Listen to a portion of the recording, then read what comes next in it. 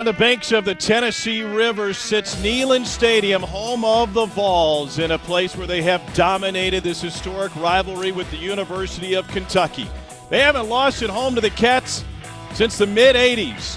No running through the T exactly, and Kentucky takes the field as well, looking for the first win since Alex Trebek was named the host of Jeopardy. Yeah, things are a little bit different here in a pandemic, and the Vols come out of the locker room and straight to the sideline, ready to take care of business. SEC Network Football is presented by Allstate.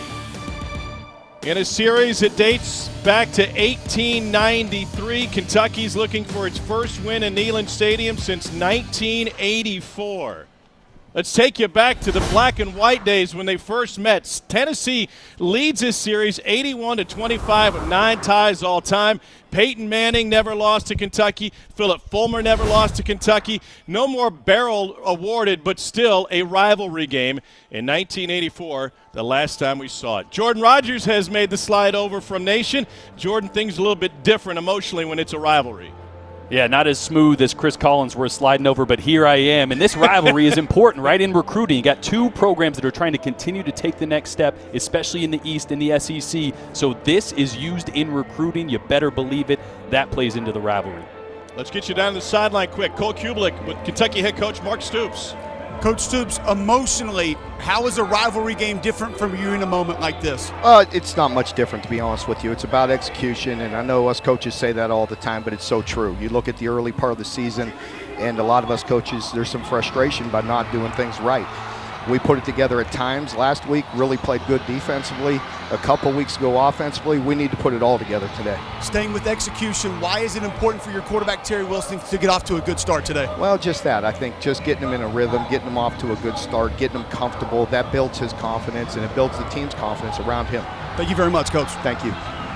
Tennessee won the toss. They've elected to defer, so Kentucky will receive. We'll see Terry Wilson right off the bat. We'll see Jarrett Garantano after the first Kentucky series. It has been an up-and-down career for Jarrett Garantano. 2019 against Alabama, called his own number and fumbled at the goal line. Boy, did he bounce back in a big way. Out of the bullpen to lead Tennessee to a win on the road at Kentucky, and 415 yards to clinch a bowl berth. He was great in the bowl game against Indiana as well. Tennessee looking to go 3-1 in the SEC for the first time since 2006. How do you grade Garantano's performance thus far? Well, I think it's been a tale of the Jekyll and Hyde, right? At times he looks really good, strong in the pocket, accurate. They're pushing the ball downfield well this year, especially last week at times against Georgia. But then the catastrophic mistakes, right? The interceptions, the fumbles, not knowing where pressure is coming from. He's got to be more consistent. Limit those catastrophic plays, and he's going to put together a good ball game and help them win. Two quarterbacks in different positions. Jeremy Pruitt told us yesterday about Garantano. I believe in him. Mark Stoops told us this week Terry Wilson needs to produce. We've got a backup behind him that's ready to go. Paxton Brooks will get us started. Zach Johnson to receive, and we're underway in Knoxville. No return for Johnson, and here comes Terry Wilson. This quote from Stoops was simple. If he plays like he played, I'm going to make a change. We have options. Yeah, it's just the inconsistency, right? Previously, Joey Gatewood, who's extremely talented behind Terry Wilson, was kind of more of a package guy. Well, as the season goes on, he's got the whole offense under his belt, so now it's just about production. Look, they want it to be Terry Wilson. He's dynamic with his legs, just has to be more consistent throwing the football to provide some balance for this offense. Last week against Mississippi State, Kentucky managed just 157 yards, but they won the game. Fewest yards in a Kentucky win since 2000. The game before, they ran all over Ole Miss with 6 rushing touchdowns. Here's A.J. Rose with the carry, and he picks up 3 on first down. And this is what they got to do. Great hole to start there. Just tripped up. Otherwise, it would have been a much bigger gain for A.J. Rose. Consistently, this offensive line last week was not opening the holes you're used to seeing. That one, they did it. So how much do they mix up this run game? What new wrinkles does Eddie Gran have to get this run game back on track?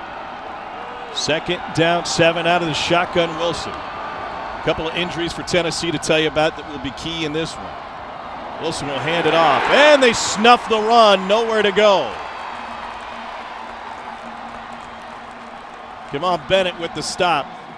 Kenneth George Jr. gets a start at one cornerback position. Tennessee will be without Alontae Taylor in this game at the other spot. This is a secondary that was beset with injuries in fall camp, contact tracing and COVID. They didn't get a lot of time to play with each other, and it's been a mix and match affair here early in the year. 3rd down 9, first possession for Kentucky. Georgia up top in press coverage. Let's see if they go in that direction.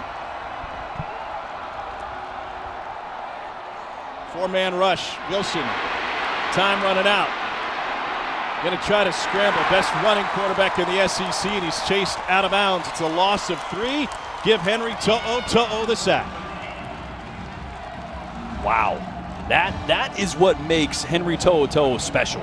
Because what you can't do against Terry Wilson is lose contain. They lost contain right there. Him outside the pocket with his athleticism, that's how he can hurt you. But To'o was just so fast, closing the distance there, and that's what he's going to have to do today. Play sideline to sideline against this Kentucky offense that wants to stretch the field horizontally. Max Duffy was a first-round pick in the Australian Football League draft in 2012. Almost got that one blocked, but got it away. And no return for Eric Gray. 47-yard punt. Here's Jarrett Garantano, redshirt senior out of Lodi, New Jersey. Jeremy Pruitt on his quarterback. He's our quarterback. He gives us the best opportunity to have success. When we talked to him yesterday, it was straightforward. Quote, I believe in him. And Kentucky fans are wondering, what's the big deal? This guy's been sensational every time he's faced us.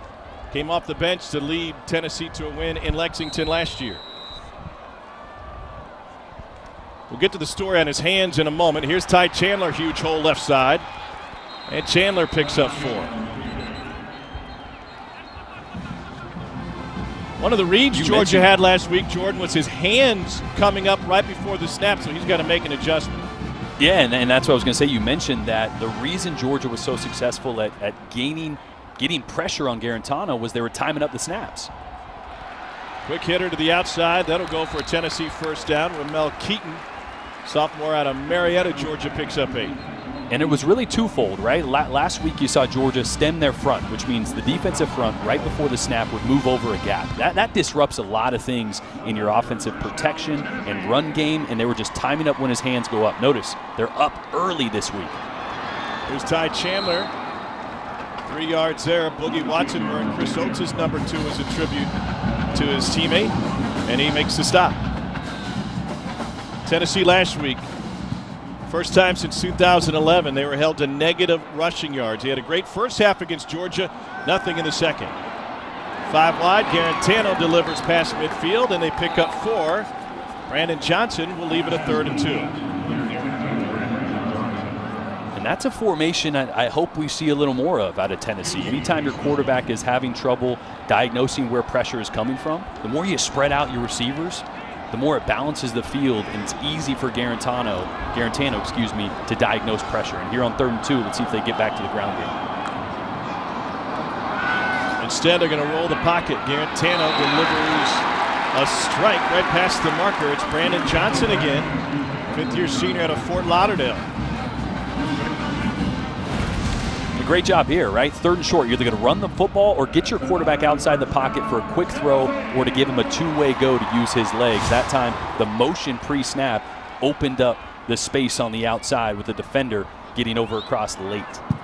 Eric Gray in at running back. He gets his first touch and finds a hole. And they're having a lot of success with behind that big Tennessee offensive line. Cole, that offensive line did not have a great game last week against Georgia. No, I'm facing different looks here early on. I'm going to probably try and force Kentucky to get out of their 3-man front, play a little bit bigger up front against an O-line that I had high expectations for coming into this season, Tom, and has not necessarily lived up to them to this point. Cade Mays getting the start at right guard in this one. They're not sure if Jameer Johnson, their left tackle, is going to be able to go. This is Gray going side to side to pick up 3. Jamin Davis in on the stop.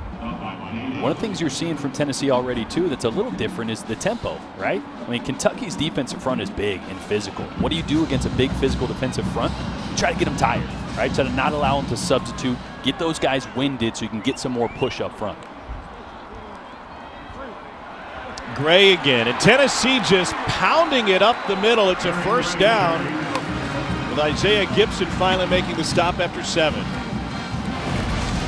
Another 3rd and 2. Last time they sprinted out, this time just an inside zone. And again, off the tempo, this defensive line is not getting set. They're a little winded. Oh, I speak too soon because that's a heck of a play right there to blow it up. Isaiah Gibson in on another stop for Kentucky. Pardon me, Quinton Bohanna. And that's an athletic move for 95 there, Quinton Bohanna, who, by the way, is 360 pounds. That's some of that girth, that beef up front I was talking about that Tennessee wants to wear down. The Kentucky front had a great game against Mississippi State last week. Tennessee picks up the pressure, but the pass is dropped. Off the hands of Eric Gray out of the backfield. You know, Jordan mentioned that size up front for this Kentucky defensive line. One thing that I've kind of noticed, it looks like left guard Trey Smith, 73 for Tennessee, has kind of cut his splits down a little bit. If you know you're going to be working double teams, ace blocks, trying to get movement at the point of attack, cut that split down a little bit, make it easier to get hip to hip and get a little bit push at the line of scrimmage. He's got Wanye Morris on his left side. Morris didn't have a great game last week against Georgia either. Tennessee's converted a pair of 3rd downs on this drive. This is 3rd and 11. Garantano pressured and taken down by Boogie Watson. It's a loss of 7. Oh, Boogie Watson wearing number 22 this week, working on right tackle Darnell Wright. And this is just a speed rush, right? Watch him dip underneath the arms there just enough and beat it with speed to the outside. That's a great job to get low there around the corner and get to Garantano. And so the drive will come to an end. Paxton Brooks on to punt it away. Josh Ali to receive. It's an 11-play, 32-yard drive that comes up empty. Tennessee couldn't quite get it. It'll be a touchback after a 37-yard punt. No score early on in Knoxville.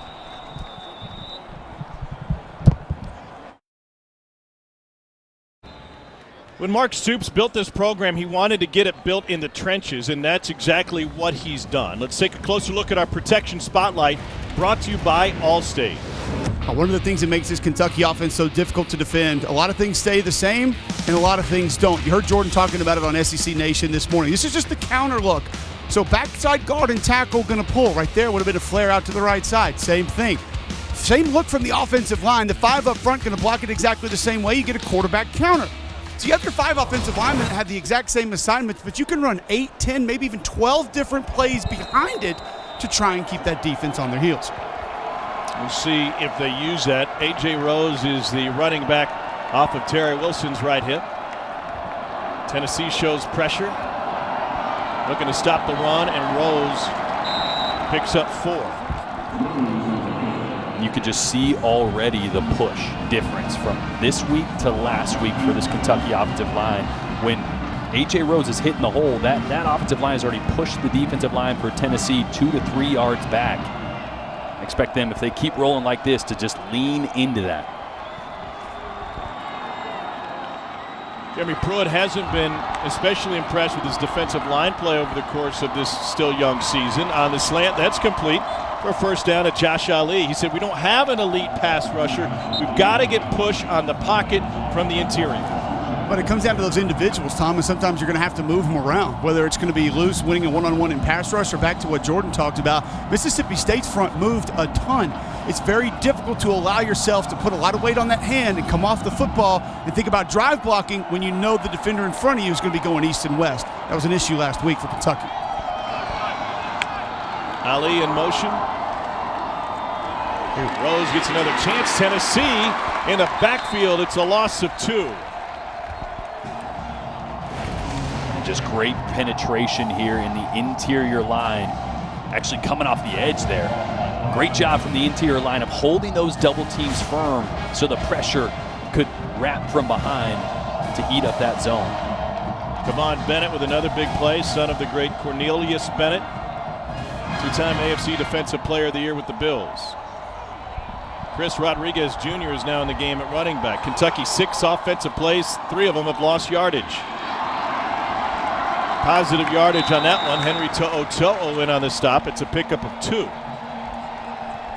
Great visit with Henry To'oTo'o yesterday via Zoom, as we do. He got some extra motivation and coaching from a Tennessee great this week, Al Wilson. He said he was at practice. I pulled him to the side, got his thoughts. What do you think? What can I do better? One thing he said, stop messing with those offensive linemen. They'll get their hands on you. Hit them once, bounce off, go find the running back.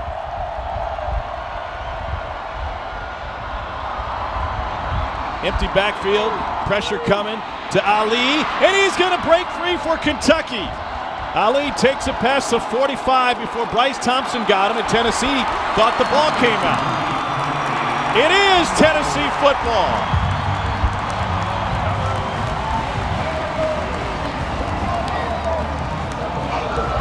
Bryce Thompson with the recovery. Yeah, and it was a great play call to start it off, right? Tennessee brings pressure from the field. They throw a screen play to the boundary, but that is such a good job there by Bryce Thompson to strip it, right? Anytime you're tight on defense, you stand up the ball carrier, wait for your guys to come and start ripping the ball out. That's how big momentum plays happen. Junior from Irmo, South Carolina, stripped it, took it away from Ali.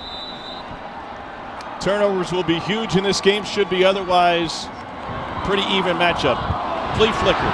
Garantano looking way deep. Everybody's covered, and he's finally able to throw it away, chased by Boogie Watson. It felt like the flea flicker happened too fast, Jordan.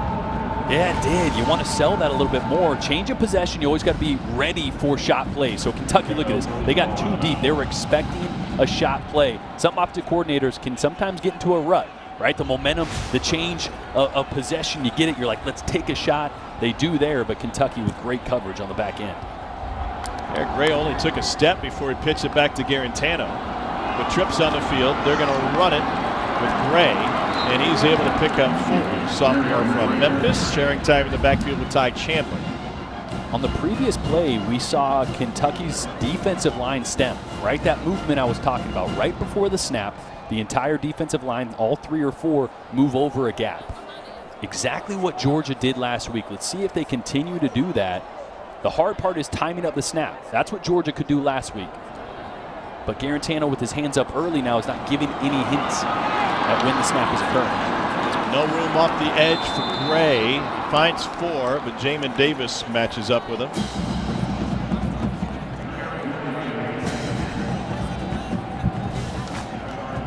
Tennessee's got a decision to make here.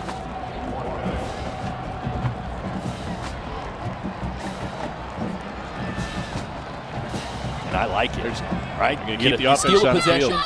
you take a shot. Why not continue to roll the dice here on 4th and short? They've been great this season, 6 of 8 on 4th down. Kentucky's defense is one of the best in 4th down preventions, 9th in the country. Garantano complete, and we'll see where the mark is. They needed 3. Brandon Johnson with the catch. First down for Tennessee. And it's a really good job by Jim Chaney, right? On 4th and short, defense wants to play up in the face of the receivers, not give them any space. Chaney comes out with a bunch formation to the field, meaning 3 receivers in a triangle formation. The defense has to then back up because crossing routes can get you there. So he's able to fabricate some space before the snap and only needed 3 yards.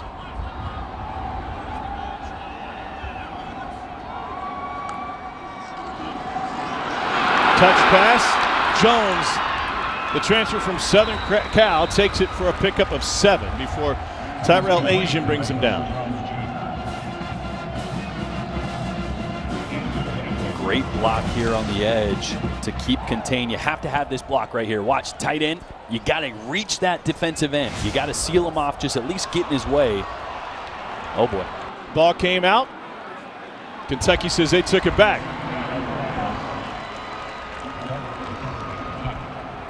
And did we see a signal yet? Kentucky football as Tennessee fumbles it right back to Kentucky. Couple of turnovers here late in the first quarter. Marquand McCall ends up with the recovery for Kentucky.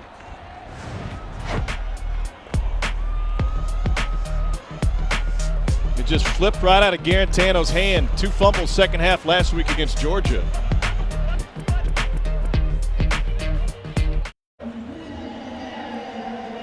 We had back-to-back turnovers. The first one, a fumble by Kentucky, and this last one here, Garantano is trying to throw the football. You're going to see in a replay, Kentucky is late getting to the ball. Garantano has a run play called, sees that Kentucky is late, and look at that, Ty Chandler expecting the handoff, doesn't even realize Garantano is throwing and hits the ball out of his hand. That's what you got to be careful as at a quarterback, right? If you're going to do your own thing, you got to get out of the way of the running back completely.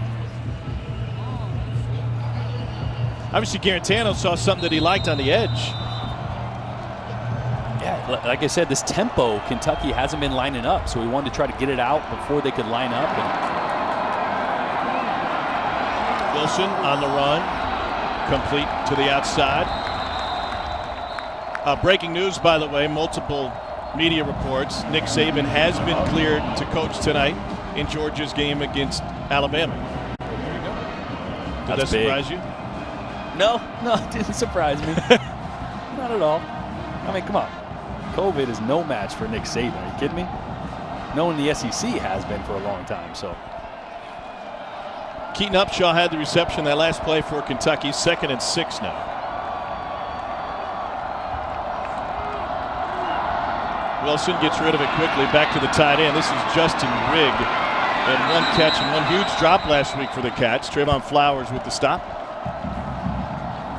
And this is big. If Kentucky can start to incorporate their tight ends more into the passing game, that opens things up, right? They want tight ends on the field to add that extra weight to the block for the run game, but they've been nearly absent in the passing game. So early on, we're seeing them get involved, which is great for balance.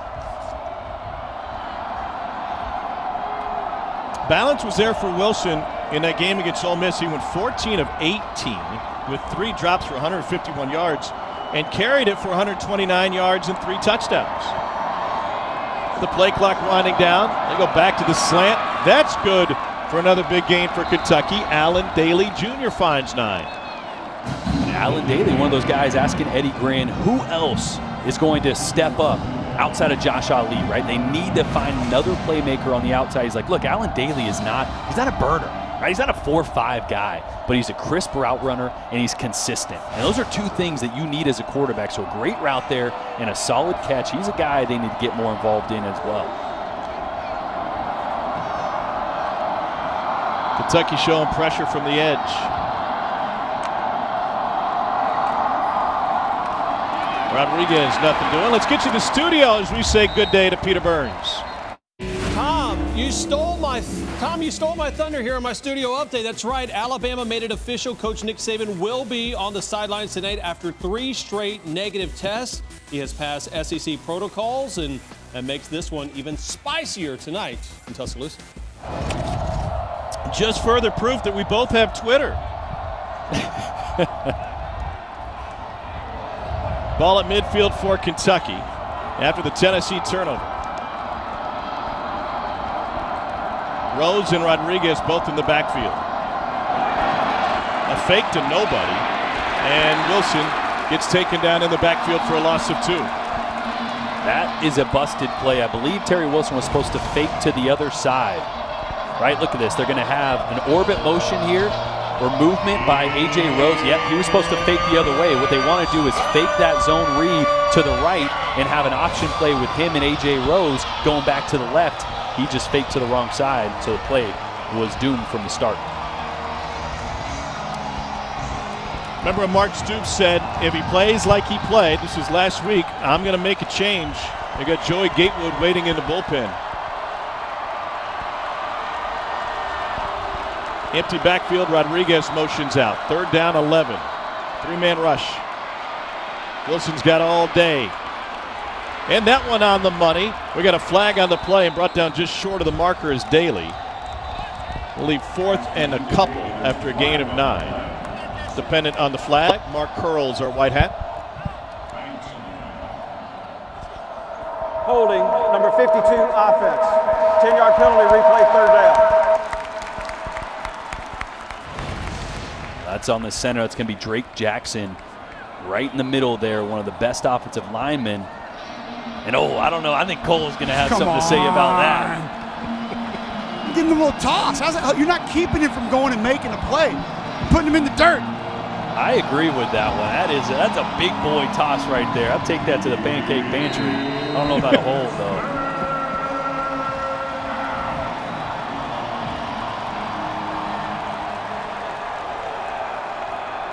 Third and a mile, here's where you'd expect something like a screen, right? They tried to take a shot on 3rd and 11. Last play, nothing was there. Had to check it down underneath, get something out of his hands quick. Wilson ranging, gets chased out of bounds. Escorted out by Latrell Bumpus. And Bumpus with pressure up front. Nothing doing in this first quarter. You think this is going to be a low-scoring game? Yeah, and I think both these teams would prefer that. And I say prefer, right? I mean, every offense wants to score points, but both these teams want to control the game on the ground, right? That was a story for both these teams coming in, get the ground game re-energized. So I will expect a little less possessions, and now that we've seen a couple turnovers, I think that's the way the game's going to go. First quarter comes to an end. This big rivalry game that's been dominated by the Tennessee Volunteers, who have won 33 out of 35. Turnovers, the story early in this one. Each team has given it up once. We return for the second quarter of action from Neyland Stadium right after this. Earlier this week, Bayless Jones and Eric Gray back to receive. By the way, we told you Max played in the Australian Football League for a while. Played some footy back in his day. Port Adelaide leading the ladder. They've got 56 points, tied with Brisbane. And action early this morning down under. Fair catch taken by Eric Gray. All right, let's try to break down the highs and lows of Jarrett Garantano's career at Tennessee. Great game on the road against Auburn in 2018 with the win. The Alabama fumble at the goal line sticks in the craws of a lot of Tennessee fans. Threw for 400 against Missouri. So there's that rolling QBR average. And, a lot of guys are going to have bad games against Georgia, right? How do you view Garantano's career, Jordan? Well, it's just consistency, right? See all those peaks and valleys there? I mean, that's consistency. Throw for 400 yards and he'd make some bonehead mistakes one week. You just have to have more consistency. But I'll tell you what, this kid is extremely talented, and if he can limit those 1 or 2 mistakes a week, he can completely change what this Tennessee team can do on offense. I mean, they were in it with Georgia for 2.5 quarters, 3 quarters almost before a couple mistakes. Some of that's on him, some of it's not. Just consistency at that position is paramount for Tennessee. Coaches mentioned catastrophe plays. Already 1 turnover in this game, and there is a bullet. There's the arm talent, complete to Josh Palmer, and a pickup of 11. So if you're going to judge quarterbacks against Georgia's elite defense, very few would get passing grades. Yeah, I mean, that defense is just brutal at all 3 levels. And like I said, Garantano did something that we haven't seen a ton. He pushed the ball downfield. I mean, Josh Palmer made some big plays in one-on-one coverage on the outside. He was accurate downfield. It was just those couple mistakes. Chandler picks up 3. And when you talk to both coaching staffs, Jordan, about what they think about their quarterback, I'm going to borrow a baseball stat here. It's also about WAR, wins above replacement. It's not just who you are, it's who's behind you and ready to go. Kentucky has that, Tennessee doesn't.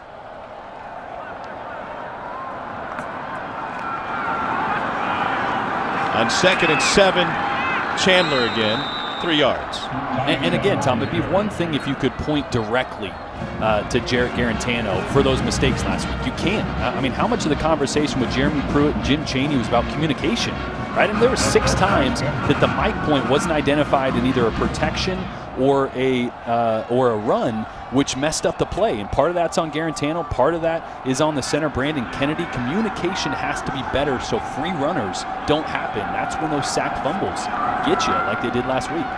You saw Kennedy, the center, pointing out to Jamin Davis right before the snap. Garantano to the edge, picked off! Intercepted by Kentucky in a free run. Lots of green for Kelvin Joseph. His 2nd pick in as many games. And a pick 6 puts the Cats on the board. And on cue, right? I mean, it's the inconsistencies. I mean, this is not a throw you should make. Wide to the field in tight man coverage against Kelvin Joseph, the transfer from LSU, who's a heck of a player. You just can't throw a quick out to the field on close man coverage. You should walk to the line of scrimmage as a quarterback and go, not doing that, and move on. It should never even be in your post-snap read because it doesn't look good pre-snap. So that's just a bad mistake and a heck of a play, right? Great break on the ball by Kelvin Joseph, but again, those catastrophe plays that Jeremy Pruitt was talking about, that's what they are. Joseph going to go from intern back to boss man. Ruffalo is point after, sneaks in the upright. It's a 7-0 Kentucky lead. Kelvin Joseph, the LSU transfer, with a pick six, officially 41 yards off the Garantano interception.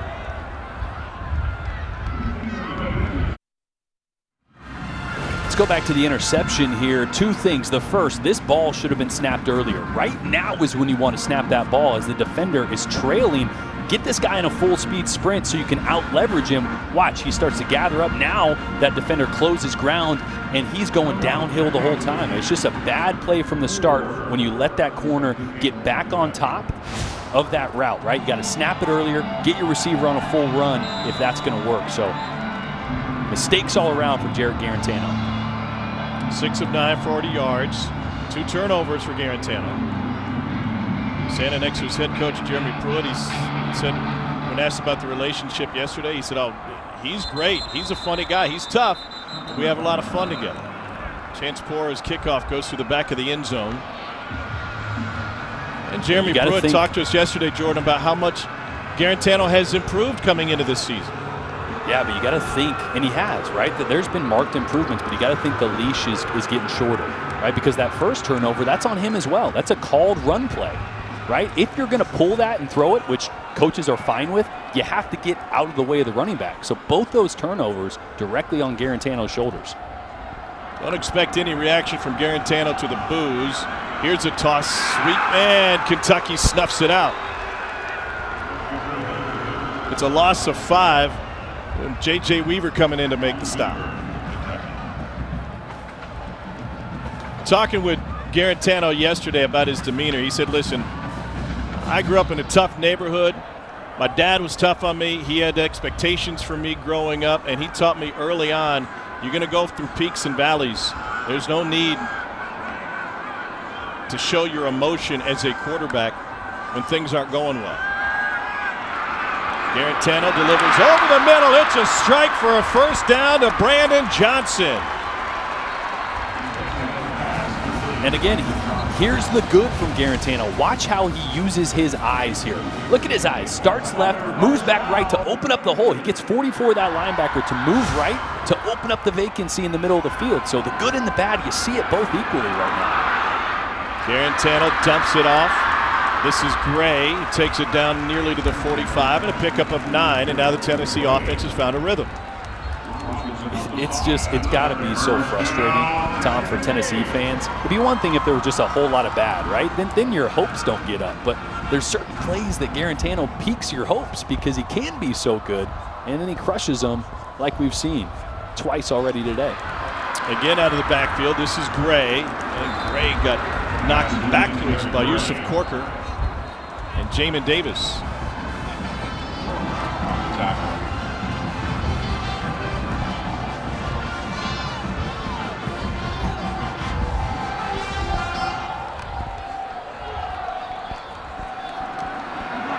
On 2nd and 1, Tennessee picks up the first down with an Eric Gray run.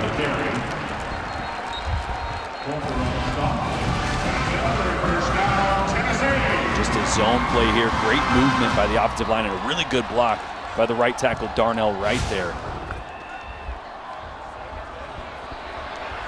On first down, Garantano intercepted again. Jamin Davis finds the sideline. Nobody's going to catch him unless it's Garantano. And he's got blockers in front. Davis will stumble into the end zone. A 75-yard interception return for Kentucky. Wow. Kentucky had 6 picks last week. That's their 2nd interception in this one, their 3rd takeaway, and the defense will spot Kentucky to a 2-touchdown lead. And right there, that's a great example of just trying to do too much. And we saw a few plays earlier, Garantano check it down to the running back, right? They want to push the ball downfield. Linebackers drop out. You check it down. This is forced. The linebacker's 12, almost 15 yards downfield, it looked like. You got to not try to force that into a small window when it's not there. Ruffalo's point after is good. Jamin Davis had a career game last week against Mississippi State. 11 tackles and a pick. He's right back at it again.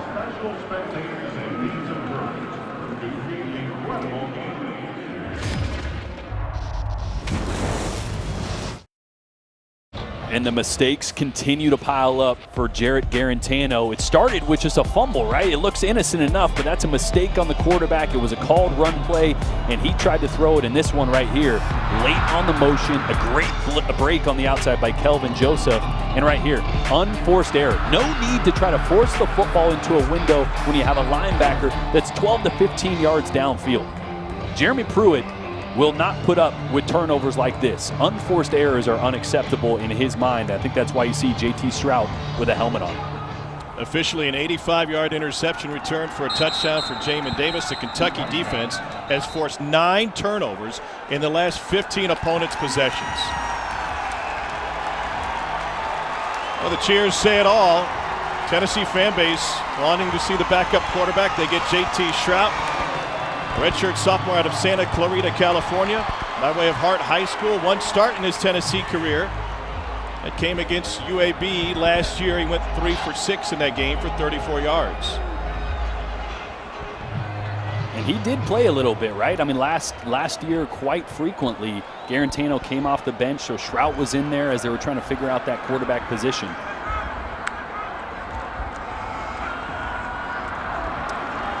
Gives it to Gray on first down, who slips his way to a gain of 4. Strout's got a big-time arm. He and Brian Maurer had been fighting for second-string opportunities. Jeremy Pruitt in this Tennessee offense went through contact tracing and COVID issues. He said we just couldn't afford to run multiple quarterbacks out there. We had to shrink it down to just 2. Here's Eric Gray again, and a flag on the play.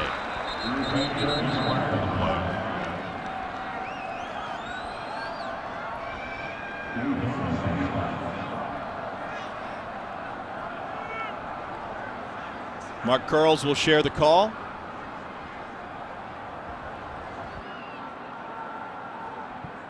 You can learn a lot about a team when you watch how they interact with a quarterback after he throws an interception. Garantano has thrown 2, and he has the fumble. Here's Mark Curls. Personal foul, chop block, number 88 and 64, offense. Half the distance to the goal, replay second down. Princeton, Fenton, Wanye, Morris. Cole, what did you see when Garantano went to the sideline after that last pick? That felt like a 10-minute timeout, and I would say 9.5 of those minutes, Jarrett Garantano stood by himself over on the sideline. Not a lot of discussions, not a lot of teammates coming up to even have any sort of a conversation with him. A lot of alone time for Jarrett Garantano during that break. And that's part of the issue, right? It's one thing to make mistakes. It's one thing to give Tennessee 14 points. The other thing is when your team loses confidence. That absolutely can't happen, right? You can come back from a 14-point deficit. It doesn't help your team. But when you have a team that loses confidence in the signal caller, that can't happen. Second down, 21 for JT Strout. First pass attempt. Pulls it back, lets it go, and that is intercepted again! Kentucky's got another takeaway! Tyrell Asian came away with that one. Kentucky's defense has 10 takeaways in the last 16 opponents' possessions. I mean, this is unreal. Look, we put a lot of blame on Jarrett Garantano early. Let's start giving some credit to this Kentucky defense. They are ball hawks. Tyrell Asian on the outside. This is a heck of an interception.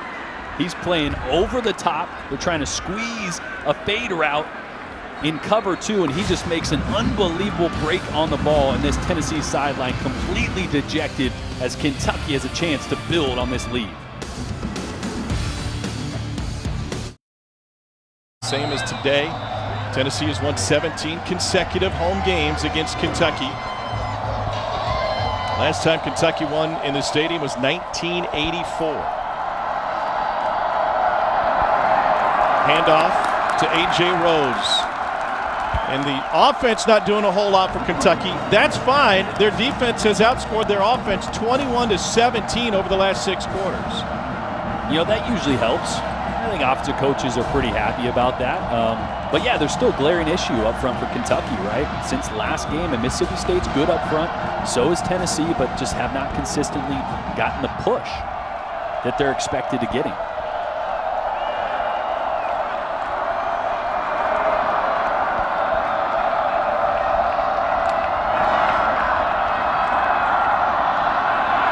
Wilson with the keep, and he'll take it past the 30. Eddie Grand telling us, Jordan, that there are times where they'll put a zone read on where it's a true read, and others where they dictate to Terry pre-snap whether or not he's going to keep it. Yeah, and that'll change sometimes. Sometimes you can call it that way. Other times, based on alignment on the field, the backside tackle will what we call lock it, right? Because the alignment will block that guy, and it will be a keep or a handoff depending. So getting Terry Wilson involved in this run game is absolutely necessary to continue to have success. Only 49 total yards for Kentucky in this one so far on a 3rd and 2. Straight ahead, first down Kentucky, and a little bit more for A.J. Rose. He wants to be an undercover cop when he finishes with his football career. He said, you know, Denzel in training day, I'd rather be the good cop. But yeah, it's a King Kong run. It looked a little bit like a bad cop there, running somebody over. That was special right there, and that's what Kentucky needs, right? I mean, we talk about scheme and reading zone and getting push, great. But running the football is a mentality. And last year, Kentucky had a mentality that nobody can stop us. They need to get a little bit of that back. Jeremy Banks being helped off the field for Tennessee. First trip into the red zone for either squad. Banks coming off of a career-high 8 tackles against Georgia.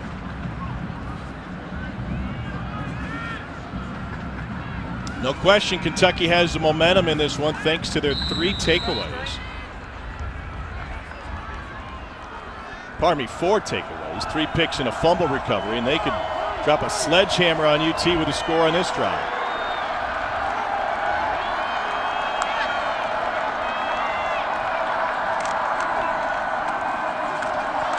Back to the run game and Rose. Eagle Scout picks up 3.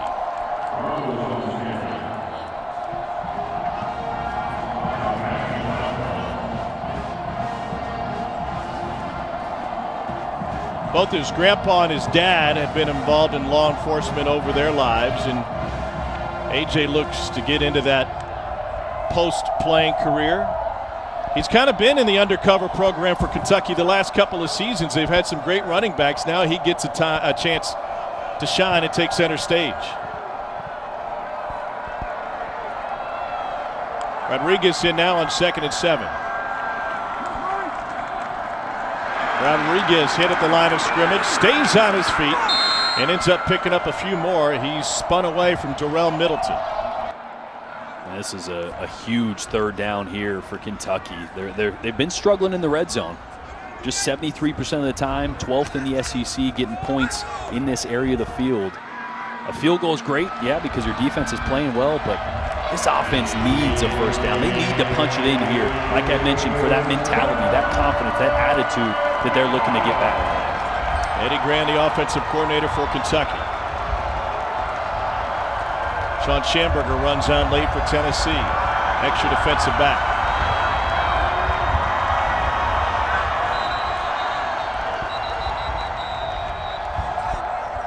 Tennessee takes a time, pardon me, Kentucky takes a timeout, looking at a 3rd and 3, already up 2 touchdowns.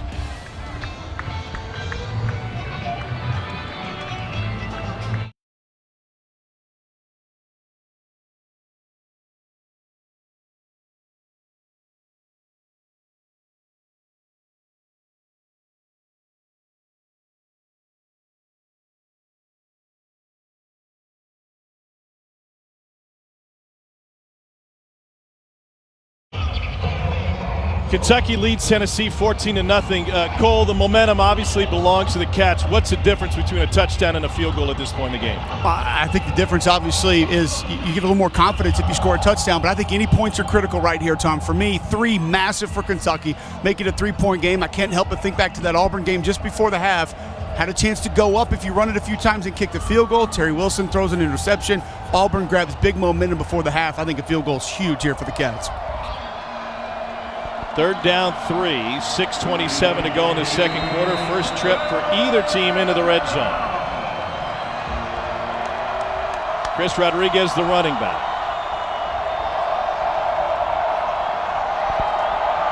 Pressure. Wilson lets it go. End zone. Toe incomplete. Knocked away by Trevon Flowers out of the hands of Keaton Upshaw. He had 6. This is a guy that they wanted to get more involved. He's 6'6", 245, so he's such a good target, big target, great route there. Ball just a hair behind, but he's got to catch that ball. You got to be firm with your hands, bring it into your chest. Really good job there by Trevon Flowers of getting his hand in there after the fact, but no excuses. You got to catch that. 30-yard attempt for Matt Ruffalo. Missed a field goal and an extra point in the loss to Ole Miss. Game they lost by 1 in overtime. And he drills it through. Kentucky on top of Tennessee 17-0 after a 6-play, 25-yard drive. Back to the studio. Here's PB. Well, you get an interception. You get an interception. How about another one? Bo Nix trying to go deep. He'll end up finding J.C. Horn, his first career interception. Kevin Harris will get his 8th carry of the day. That would be a touchdown, 9-7. But Auburn close to scoring with 10 minutes left in the second. All right, Peter, thanks. Everybody's getting an interception. Last time Kentucky had a pair of pick sixes, you go back to a non-conference game in 2014 against UL Monroe. And they haven't forced 4 turnovers in the first half since they did so against South Carolina in 2008. And here we thought COVID was the only contagious thing we got to worry about. Picks are going around, man. You got to put some sanitizer on those hands if you're a QB. Keep it clean, baby, because mask it on. is going around. Keep it clean. Velus Jones, after 4 seasons at Southern Cal, one of their best kick returners in school history, and there's been some great ones. Doesn't have a chance to return this one.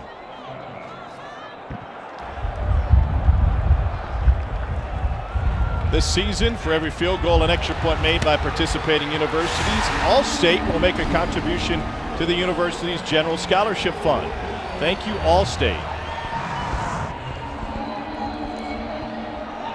Pendulum swings back to Jarrett Garantano. This is something we saw last year. I mean, Jeremy Pruitt's not afraid to sit him down, kind of to teach him a lesson, right? You'd hope he didn't need that, but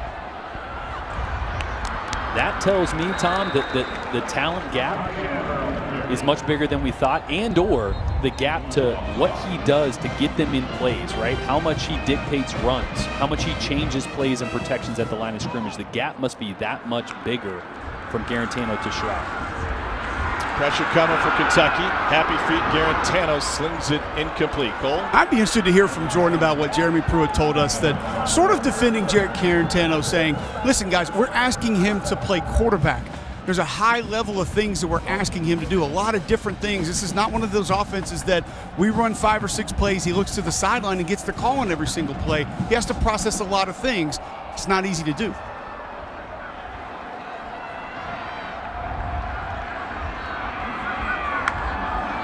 Now 3rd and 5. To the running back, Chandler. And he's just short of the first down. It's going to bring him forward. Back to that point, I agree. I mean, Tennessee asked Garantano to do more than most quarterbacks, if not more than any, in the SEC.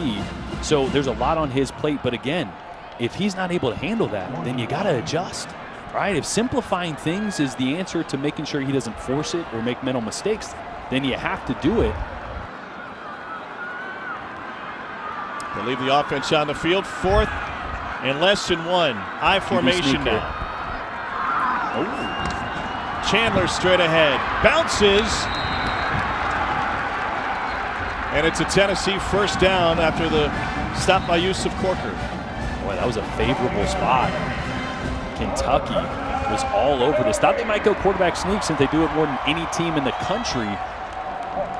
And, oh, man, that spot, he gave him well on the other side of that line. I'm not sure he got there. Chandler, huge hole, pardon me, Eric Gray, and he picks up 14.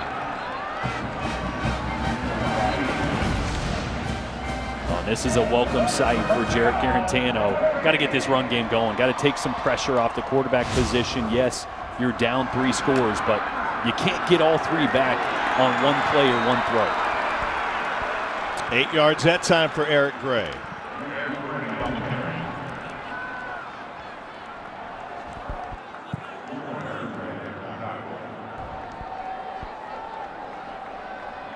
A lot of Trey tempo. Smith a little slow getting back to the line. Yeah, they look a little tired, right? Tennessee's using a lot of tempo. Gray, touched in the backfield, still gets forward for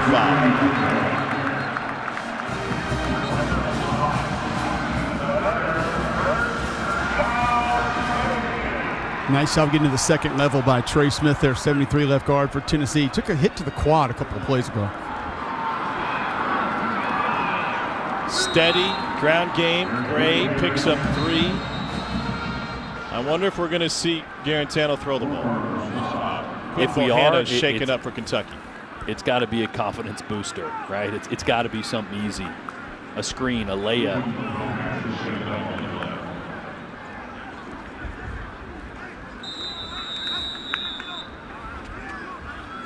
Bohanna in a lot of pain.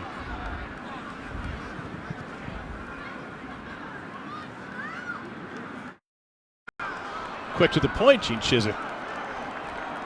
Neither quarterback.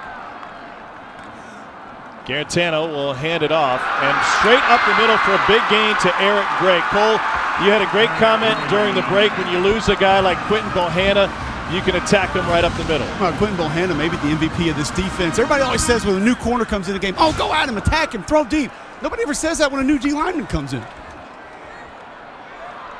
Again, Gray, this time 3. When you see, you agree with that, Jordan, from a quarterback perspective? I mean, no. I'm a quarterback. I don't really care about the inside. And I guess unless you're right now, you can't throw the football to anybody but Kentucky. But number 50 there, Marquand McCall, he's bigger than Quinton Bohanna, actually. He's closer to 380. A bounce to the outside. Eric Gray picks up the first down for Tennessee. And so what you saw on that first run play back that we came back from break is that McCall couldn't get off the block, right? He's not as good with his hands as Bohanna. So see if that develops. He did good on the next play, but Tennessee would love to get this ground game going between the tackles. 9 straight run for Tennessee on this drive. Eric Gray picks up 3. And looking at second and goal from just outside the 6.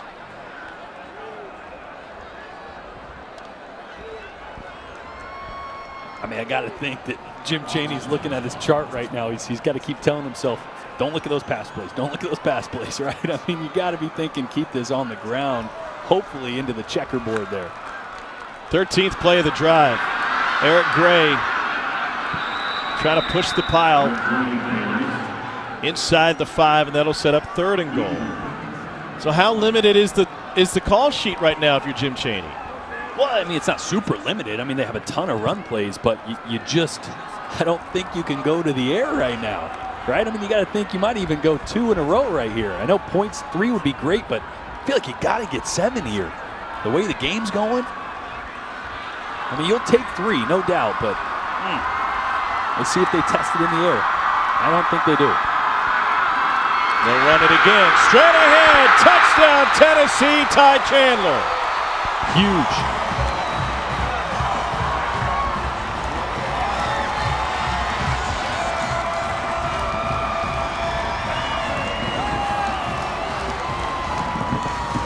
That is 7 points, pending an extra point here, but it's so much more than that. I mean, this Tennessee offense was down in the dumps in this first half. Turnovers, couldn't do anything right. And what do? You leave it on the ground. Jim Chaney, that's who he wants this team to be. physical up front. He wants them to be defined by the run, and that is a defining drive when they needed it most. A 14-play drive for 75 yards. On that drive, 12 runs for 71 yards. They take 4:42 off the clock, and they get in the end zone. Well, Tennessee loves its tradition maybe more than any other program in the SEC, and this week they welcome back a national champion. Al Wilson addressed the team this week. When I came to this school, it was a standard that was already understood. That this is the way we practice, this is the way we play, and this is why we finish in the top 10 every year. You seniors, it's up to you to set the standard and give it to the juniors. All it does is trickle down, man. One thing they knew, when you're going to play Tennessee, you're going to get smacked in the mouth on both sides of the ball. They're going to run the hell out that football, and then them boys on the defensive side are going to be coming. Five-time Pro Bowler, first-round pick, and part of the national championship team on Rocky Top in 1998. He was telling the guys, I got a whole host of dudes that I watch the games with every weekend. Teammates get together. We all watch them, and probably watching today if Al made his way back home. And there's an impact on those former players that return to campus. We're talking to Trey Smith about it. He said it's simple. I don't want to let them down. They're both from Jackson, Tennessee, and you don't want to meet up with this guy in the hole. Cole Al Wilson, a straight monster in the middle. Yeah, bringing back some bad memories. You mentioned 98, 99, Tennessee. We took him to the wire at Jordan-Hare Stadium, but unfortunately rolled into this place, and my buddy Jeff Klein threw a pick six on the first play, and the game was over after that. But, yeah, Al Wilson was one of those guys that you saw the energy just oozing from him, the way that he played, and being an offensive lineman, studying other SEC teams while he was playing as well. Guy was always around the football, always brought the intensity. Trey was telling us he ran into Al at the Jackson Kroger a couple years ago. Said Al was telling him to keep his head up. That was in 2018 when he was dealing with some medical issues that kept him out of football for a good chunk of time. Said he first met him years prior when Tennessee had a football camp in West 10. A.J. Rose finds this one. How about this look, Jordan? This is Al Wilson back in the day. What do you think as a quarterback? I mean, there are three things certain in life: death, taxes, and you don't mess with a dude that has a neck roll like that. I mean, that's just, you see that guy on the other side of the ball, that's not the guy you want to mess with, because that's always the dude that's going to hit harder than anybody on the field. They made the backside of the scoreboard. Those don't get updated as often maybe as they should, but Al Wilson maybe should be up there forever. And we were talking with their longtime coaches, and everybody talks about the leadership role that Al Wilson played on those teams and how much better they got. And there was a story circulating with these teams back when Tennessee lost to Memphis. I think it was Peyton's sophomore season on the road. At halftime, Philip Fulmer started to get the guys fired up and was talking to Wilson, talking to the defense, and Al Wilson interrupted him. He said, no, this is my team. I talk to the defense. And his teammates are still talking about that halftime motivation to this day. But that's what he was talking about with the team, right? And that's what any coach wants. He wants a team that is policed by his players. They don't want to have to set the standard or the expectation. They want to put the roadmap out there, and they want their players to enforce that. That's what this team's looking for, the leaders, right? Henry To'oTo'o, he's going to be one. But they're still developing on both sides of the ball.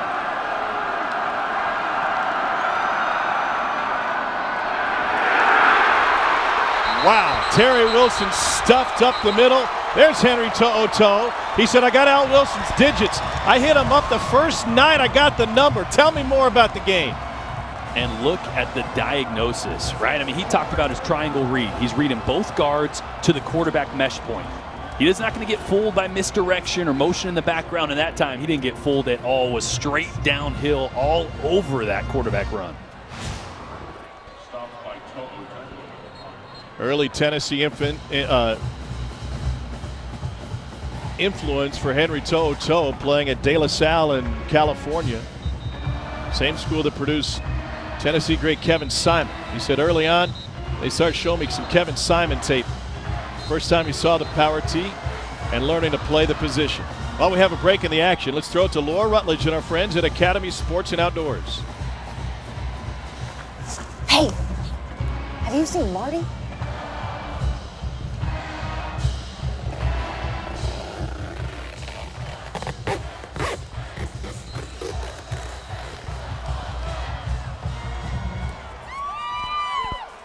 .25% capacity in Neyland Stadium today. A place that Kentucky hasn't won since 1984. They have a 17-7 lead. Wilson keeps it, goes straight ahead. Tennessee will use another timeout. They're going to have a minute 22. Try to do something with the ball, but right now it's a double-edged sword, right? You're going to have to throw the football if you want to flip the field and get points, but that last drive was the best they've looked, and it was all runs. So how much balance, how much trust is Jim Chaney going to have in his quarterback, Jarrett Garantano, with a minute 22 and a timeout? Well, you got to be nimble. We know that in regard to COVID-19, and there was some schedule shifting going on. It was announced last night. Kentucky will now go to Missouri next week. They're supposed to play on Halloween. Instead, they'll get Georgia on Halloween night in Lexington. Vandy and Missouri are not playing today. That's been rescheduled for December 12th, as have LSU and Florida. And the COVID cases at Florida will cause a lot of those changes, especially through this weekend with the Missouri and Kentucky shuffling. Max Duffy punts it away. Eric Gray takes a fair catch. All right, so what can Tennessee accomplish with 1:16 on the clock, and obviously lean heavily on the run on their last possession? Yeah, I don't think they have any timeouts either. I think our score bug is wrong there. So you want a drive starter, right? You want an easy throw or a screen to see if it spits big, right? If you get 15, 20 yards and you go with tempo and you try to make a run at it, if you get stopped, well, then you might just go to the second half here happy that you got points on the board, because 75 yards is a big task. So depend a lot on this first play.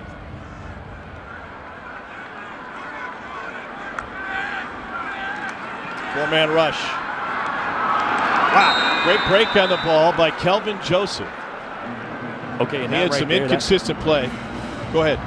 This scares me if I'm Jim Chaney, right? I mean, that was in coverage off his back foot. So I don't know if I want these self-inflicted wounds. We've had a lot of those. I mean, Kelvin Joseph is breaking on the ball. He's one step away from going the other direction with that one as well. I might just hand it off here.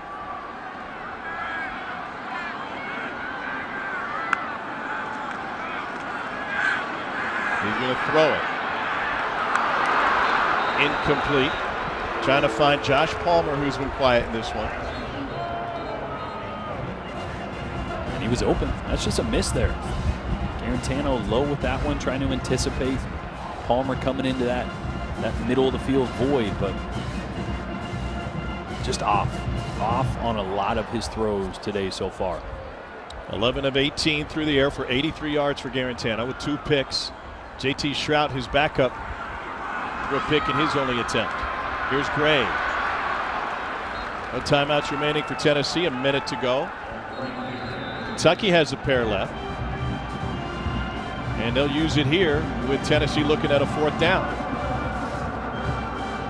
Yeah, so you mentioned the fact that Chaney's playbook isn't especially limited with Garantano, but there might be a few that he crosses off the sheet once he gets into the locker room. Absolutely, and that's what the best coaches do. They adjust, and anytime you're a quarterback, the first thing you do is you go sit down in the locker room, you grab a bar or something and drink some fluids, and the second thing you do is talk to your offensive coordinator, right? And the first thing I expect Jim Chaney to do is go, hey, what do you feel comfortable with right now? I know there's a lot going bad, and we don't need to talk about that. What do you feel comfortable with? As a quarterback, when you've thrown 2 interceptions, you have a fumble, your confidence is low right now. You need some plays that he feels extremely confident in to execute so you can get some positive plays through the air. Does that change on game day versus the meeting that you had with your coordinator throughout the week? Totally.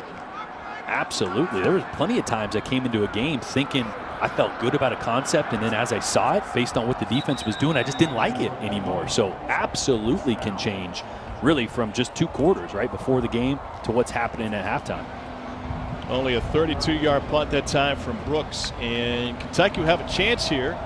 50 seconds left, one timeout remaining. What does Eddie Grant dial up? Again, I love drive starters that are easy completions for the quarterback. Screens, whether it's a running back screen, a screen on the outside to a receiver.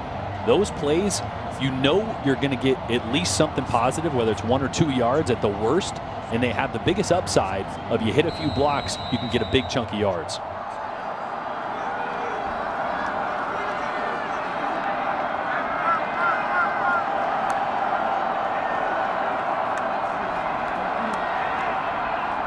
To the outside.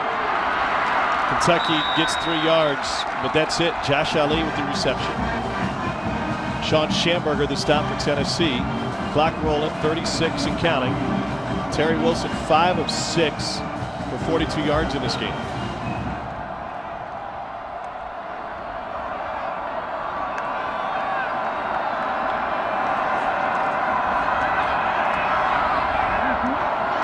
A couple of pass plays that don't get him much. Another tackle for To'o. And Kentucky won't bother using their final timeout. Kentucky with 4 first-half takeaways, 3 interceptions, 2 pick sixes. It's amazing the score's only 17-7. Tennessee was able to answer with a long 14-play drive to get on the board. Tennessee will get the second half kick. Score Neyland, Kentucky 17, Tennessee 7. Time to get you back to the studio. Here's PB and the boys.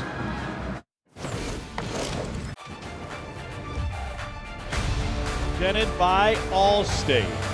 Banks of the Tennessee River at Neyland Stadium. Kentucky looking for its first win in Knoxville since 1984. Get ready to start the third quarter. Tom Hart, Jordan Rogers, Cole Kubelik, and this Kentucky defense, the difference maker.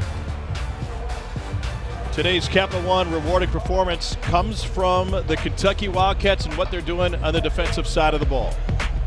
Yeah, usually the defense isn't scoring points better than the offense, but that's Kentucky right now. It's been unforced errors for Tennessee, and this Kentucky team has been opportunistic, and it wasn't just a DB, right? Get a linebacker involved for a pick six. It's been all Kentucky on defense all first half. 21 points for the defense over the last 6 quarters. The offense, though, has a ways to go, and this is why there's some Kentucky fans out there without a whole lot of confidence right now. 4 defensive touchdowns leads the FBS on the season, but the offense is 75 yards, and they haven't scored today with the offense. Yeah, 25 plays for 75 yards. It's not ideal. And I would imagine there's probably actually a lot of confidence, as crazy as it seems, in the locker room for Tennessee. Their coaches are saying, look at the scoreboard. We gave them 14 points. We're down 10. If we can stop hurting ourselves, and it starts with this drive, then it's going to be a ball game. Here's Bayless Jones from the 4. Trojan transfer takes it to the 20. Cole, what'd you learn from Jeremy Pruitt?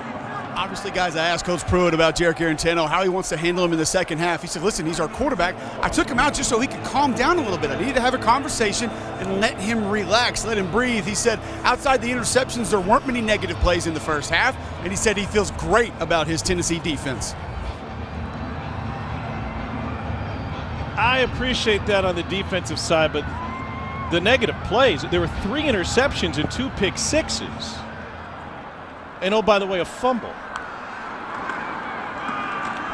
I mean, Mrs. Lincoln may have liked the play, but she's not talking about it. 1 yard on first down. Give me your prediction on run-pass ratio in the second half for Tennessee from a play-calling standpoint. I think it's got to be 70-30, right? I mean, you got to get going on the ground, as we see right here in back-to-back plays, but especially because just before half, remember Quentin Bohanna, the nose guard for Kentucky, 6'4", 360 pounds. He's extremely athletic in there. He's disruptive. He's not in the ballgame anymore, right? He was out with an injury, and after that injury, Tennessee went 12 straight runs. I think it was in that drive, but run all the way to the end zone. So that's the formula right there. Let's see if Kentucky can stop it on the inside. Marquare McCall has replaced him at nose guard. 1 yard that time for Gray, who's over the 100-yard mark in this game. Yeah, guys, and Bohannon was taken off on a card, and I was told by that Kentucky training staff coming out of halftime his return for this game is doubtful. And McCall is a good player, right? 380 pounds. Remember, we talked to Trey Smith. I asked him, would you rather go against a 360, 380 guy or a 260 that's got speed? He said, I'll take the 360 all day. Why? Because you can predict where they're going to be. You can get a double team. You may not get as much push, but they're not as disruptive. So Kentucky needs to find that disruptive player, whether it's McCall or Hoskins or Josh Paschal, to slow down this run. Jordan, you like the idea to punt it 4th and 1 from your own territory? Yes.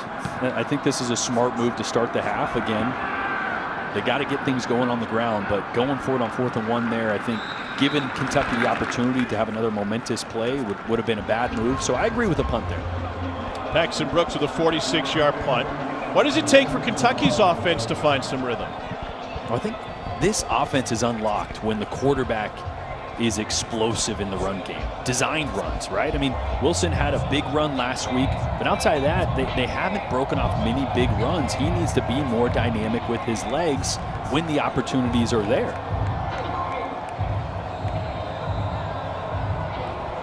A.J. Rose has only gained 18 yards on the ground. Kentucky 28 yards rushing total. Pressure from the edge. They pick up Schamberger. Wilson's got time. Threw it wide, trying to find Ali, and they say got a foot down, and a first down for Kentucky. That is a heck of a throw by Terry Wilson. He starts to his left, and at the last minute comes back to his right. You can't put it in any better place. And Josh Ali with the toe tap to keep it in. I think they're going to look at this one. I'm not sure his left foot. Field of a completed pass at the sideline is under further review. His right foot was down, but by the time he secured the ball, I'm not sure if that left foot came down. I think that's what we're looking at here. Yep. So it'd be whether or not the trail foot is down, and Josh Ali has it in his possession. Again, such a big-time throw by Terry Wilson. But here, watch, the right foot's going to come down, but does it come up before he has possession? I think it does, and does that left foot get down? I'm not sure. I think he might have caught it just right between strides. To me, the bobble between the right and left hand as he's going across the white would have this an incomplete pass. I think if he catches that cleanly, if it's secure, the right foot was down enough. Yeah, let's look. I was looking at the feet, didn't even notice the bobble. Let's see. Tough to see the bobble from that angle. Might be able to see the feet, but from the first angle, you can see the ball separate from the hands. Yeah, it's tough to tell there. So again, is there going to be enough for them to watch the overturn hands now. this?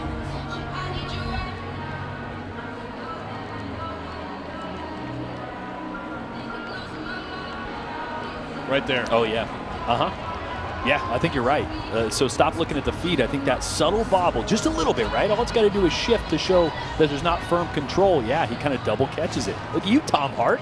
How about that? That's a great call there. I ran the telestrator at Vanderbilt last year. What can I do? That's right. By the way, you haven't telestrated a single play in this game. That's the worst part about working from home. I don't have my telly. It's my favorite thing to do. Traded the telly for a hoodie. Further review, the ruling is that it's an incomplete pass. Be 2nd and 10 at the 24-yard line. Reset the game clock to 13:05. 13:05 on the game clock, please.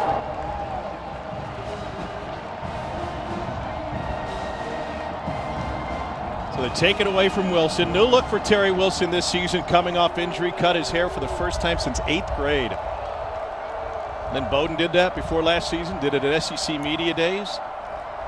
Ended up having a remarkable season as Kentucky's quarterback, which was unexpected, obviously. A little more aerodynamic.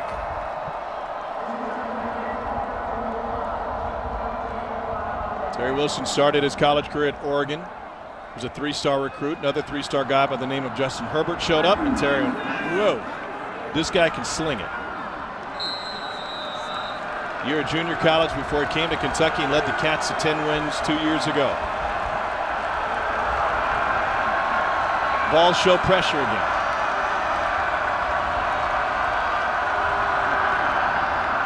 On 2nd and 10 to the slant. That's complete to Ali, and he takes it to the 40 for a first down on a pickup of 16. That route has been there for the Cats today. And that's a great call by Eddie Grand, because Tennessee's answer to the quarterback run into the zone read has been to add that nickel back or that linebacker outside the box off the edge late, right? So you add that, so you keep contained, you add an extra body out there to funnel everything inside, so Eddie Grand dials up a little RPO, little run pass option, right to replace that linebacker that adds.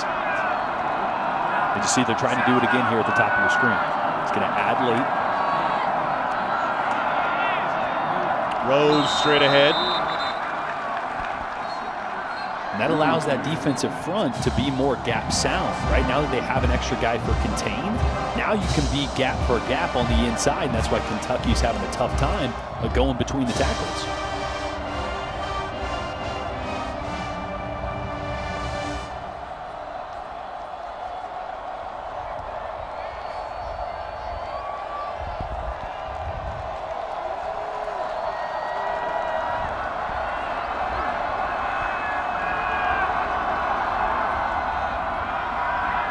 Wilson throws on second down. That's complete to Allen Daly, and a Kentucky first down.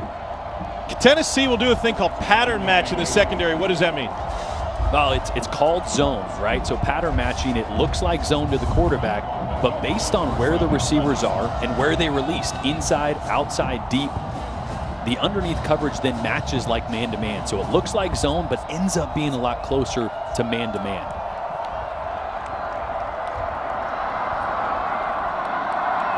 Kentucky's found some holes in that zone on this drive. First down, hesitation and explosion. Rodriguez, a stiff arm inside the 20. Boy, just an excellent job by Drake Jackson, Luke Fortner, center right guard for Kentucky, climbing to the second level. And Tom, you called it out as soon as that play hit. That backside A gap was wide open. Kentucky run game getting rolling here in the second half. John Schlarman's offensive line doing a sensational job in this one. 17-7, Kentucky leading, and the Cats running some clock here. It's been a balanced attack in the second half for the Cats. Watch a run to the right here.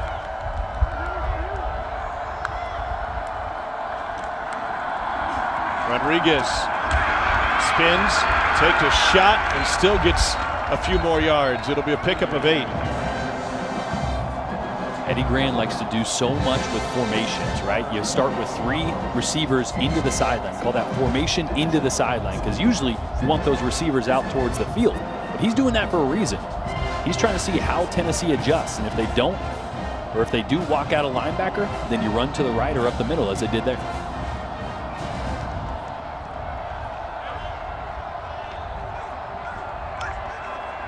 Second trip inside the red zone for Kentucky in this one.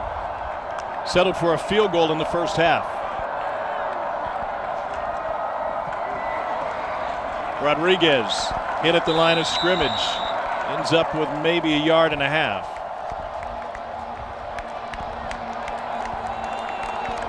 This is so crucial right here. Last time they got down into this area, had a big drop, had to settle for a field goal. Got 3rd and 4 here. This is so big for Kentucky. Who do they find? Who's their go-to guy? Josh Ali? Do they go back to a tight end?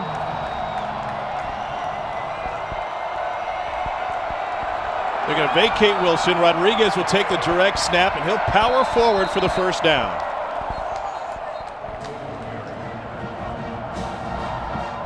Cole, Kentucky went hard in on the Wildcat running with the running back years ago with JoJo Kemp, and they've had running backs who love this formation.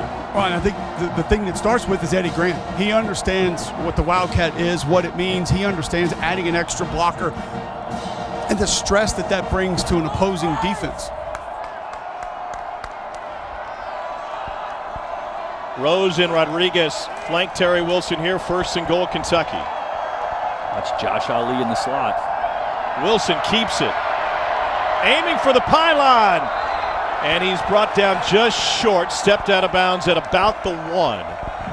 Had man-to-man coverage. Thought they might attack it through the air, but instead Josh Ali with a great block on the outside. Look, if you're going to have success with a quarterback running, see that?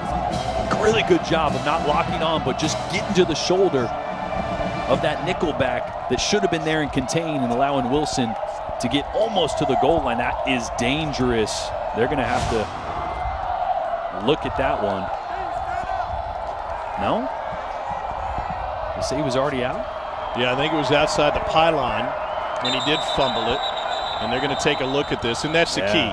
Over or inside the pylon, this would be a fumble through the end zone and a touchback. Tennessee will use a timeout here. And the other question is whether or not his foot was down before he lost control of the football. We'll take the timeout. We'll take a look at it when we return.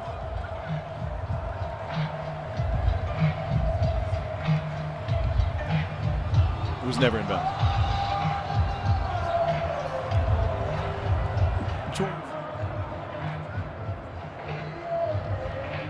Second and goal. No break here. 8:12 to go in the third quarter. And this is a key play for Terry Wilson. Aiming for the pylon. And Jordan, this is a conundrum for a lot of quarterbacks or ball carriers. Yeah, and we were always told, do not reach for the goal. Do not reach for that front pylon unless it's fourth down, because this can happen. And I've never been yelled at so much in my entire life than when I did this at Georgia my senior year by James Franklin. He lost his mind, and it was a blowout. It didn't matter. We were getting blown out, but these are mistakes you can't do. And I think luckily that ball looks like it's on the outside unless it grazes it there. It's tough to tell.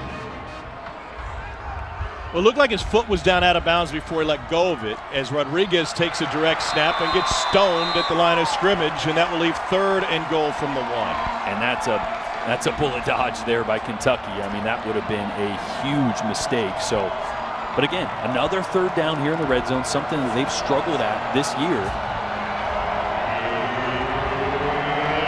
And a crucial time to try to get 7 instead of another time getting 3.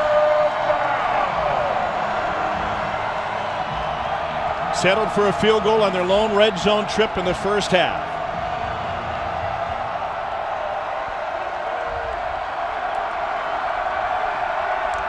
Unbalanced to the left, or at least a tackle on that side. Wilson going to throw. Man coverage. Caught. Touchdown, Kentucky. Allen Daly with a shove of Bryce Thompson to get a little bit of room, and that's all he needed. And he came into the game with just 3 receptions on the year, but one of the reasons they wanted to get him involved, 6'3". He's got a big frame, and Bryce Thompson's going, come on, look at the push-off. Let's see it here. It's a little hand fighting. Man, that one's close. Hard to tell if he extended with that right hand or not. Either way, the flag's not thrown, and it's a great play by Allen Daly on the outside. Ruffalo on for the point after.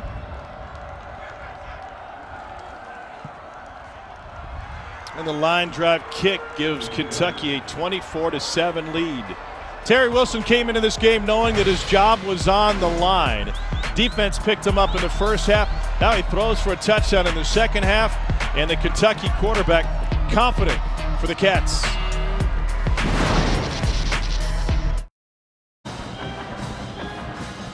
(24-7) Kentucky with the drive to take the lead. An 11-play, 76-yard drive that ended in a Terry Wilson touchdown pass. And really the difference was the RPOs, right? Some of the quick throws for Terry Wilson. Had the big throw downfield that ended up being just out of bounds. It was a great throw, but after that, a couple slant routes on RPOs. Eddie Grant did a good job of getting him easy layup throws that compromised the run-stopping defenders in the box. Bayless Jones has his toes on the goal line. Back to receive this one from Chance Poore. Remember, Kentucky led this game 13-0 at the half. Tennessee came from behind to win in the second half, 17-3. Jones bends it to the outside, takes it to the 25. We got a flag on the play.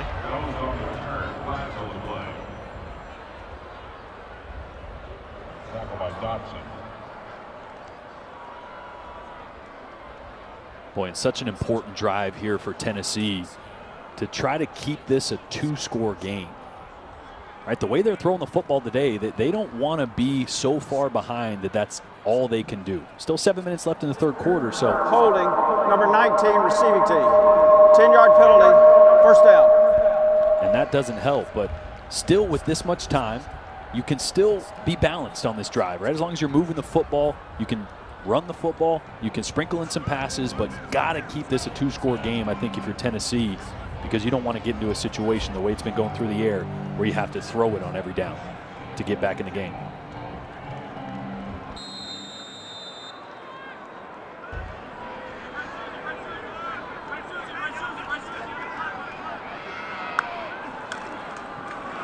Here's Ty Chandler.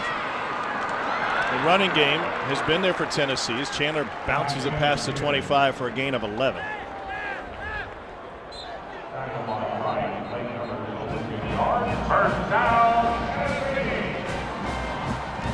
That interior for Kentucky, I don't want to keep harping on it, but just hasn't been the same since Quentin Bohanna went out.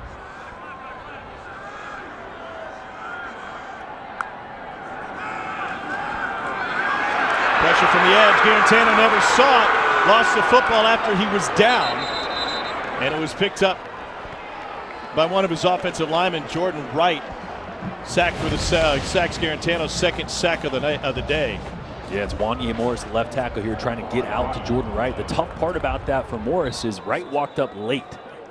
So Wanye was thinking he was going to be working on Josh Paschal over the ball, and Jordan Wright walks up. Now his surface area, the space that he has to make up, is further outside and just didn't get there in time. Those are those dangerous plays that hurt Tennessee last week. The sack fumbles. Garantano, you can't see that coming, but you got to always be secure with the football. It's not good to see it on the ground again. And is that Wanye Morris down? It is Wanye Morris. Left tackle Jameer Johnson did not start this game. He's been bothered by a hamstring injury, and they were hopeful that he would even be able to dress in this game. But Tennessee's going to lose its left tackle for at least a play. When we return, Vols looking at 2nd and 19. A lot happened on this last play for Wanye Morris. None of it good for the sophomore out of Grayson, Georgia, Grayson High School. His man got to the quarterback. Morris picked up the loose ball. It wasn't even in play. Garantano was ruled down, and then he got injured on the tackle by Jordan Wright, who got around him for the sack. And so they've gone to a new left tackle. They're going to bring Calvert in for this one.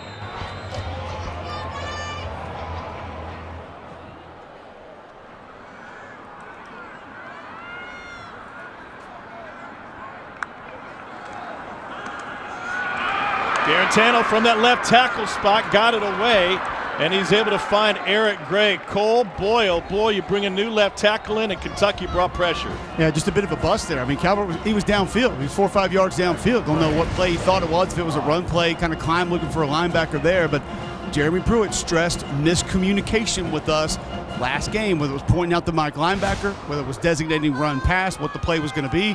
Bust there by the left tackle. Aaron Calvert at left tackle, trying to get some space that time, and his man will end up making the stop after Eric Gray was slow to get there. Eric Gray carries. J.J. Weaver, the stop for Kentucky. Now Tennessee's going to have to punt the ball away, and they're starting to get into that territory where they're not going to have any choice but to throw the football to get back in this game, especially if they can't stop Kentucky here. And now, to amplify problems, you have a left tackle, new left tackle. It's already made a couple mistakes, or at least one big mistake on his first play. Paxton Brooks, inconsistent day punting. That might be his best of the day. Running up to take it at the 41 is Ali. Then the first man gets him. Tennessee's been outscored 51-7 of the last 4 quarters. Aaron Beasley with the tackle. Somebody give me something to believe. ESPN, home of the College Football Playoff. College football playoff semifinals coming your way New Year's Day. Of course, Georgia-Bama, big one tonight. The result will play a big role on either one of these teams making it to the postseason. Based on tonight's result, Georgia wins 74% chance. Bama wins 77% chance. Inside track. Jordan, you were saying Texas A&M might have a track. I mean, they're only lost to Alabama right now. They got Mississippi State, Arkansas, South Carolina, Tennessee, Ole Miss coming up. A lot of winnable games, but be interesting to see when it all shakes down how the College Football Playoff Committee views the SEC all schedule versus shortened schedules for other leagues. Keaton Upshaw, the tight end, with another catch. It's an 18-yard reception for a first down.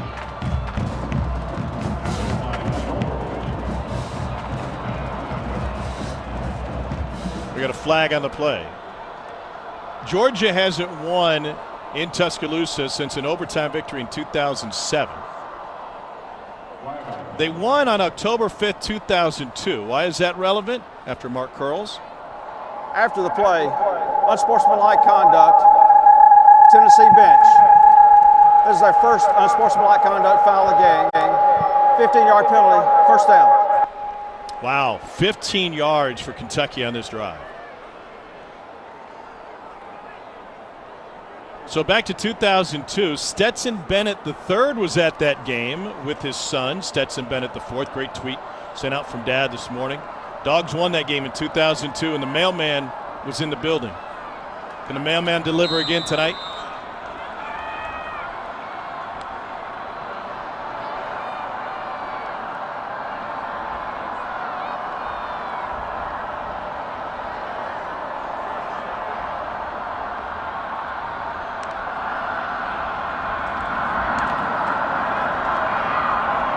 First down, they find 3. Cole, what's your take on that matchup tonight?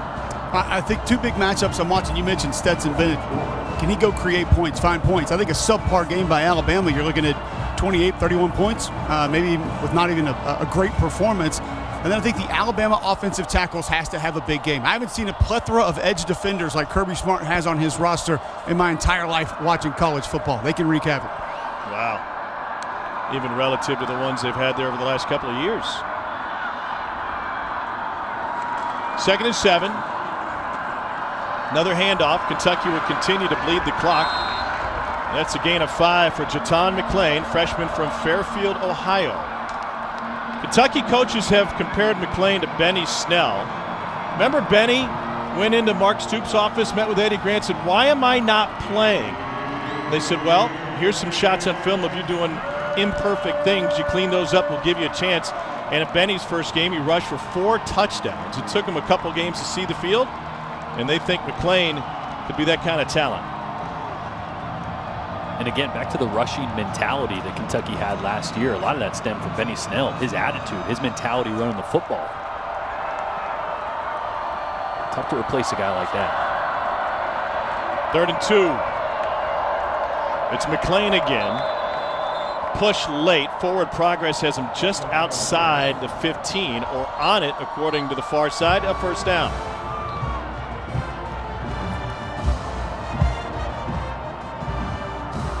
Guys, remember a couple years ago we were in Gainesville. Kentucky got the monkey off their back by winning in Florida for the first time since 1986. This has the feeling of the same kind of momentous opportunity in front of the Wildcats. And if you're Tennessee, you can't give up 7 here. Cannot. Have to find a way to stop Kentucky in these next 3 downs. Miscommunication. Tennessee's back in. Sling to the outside. Here's DeMarcus Harris. Gain of 5. 3rd trip to the red zone for Kentucky. They have 1 touchdown and 1 field goal on their previous 2 trips. It's been a heavy dose of RPO. Run pass option on this drive. Terry Wilson's hit a couple nice ones to the tight end, to Allen Daly. Love to see an RPO dialed up here on 2nd or 3rd down.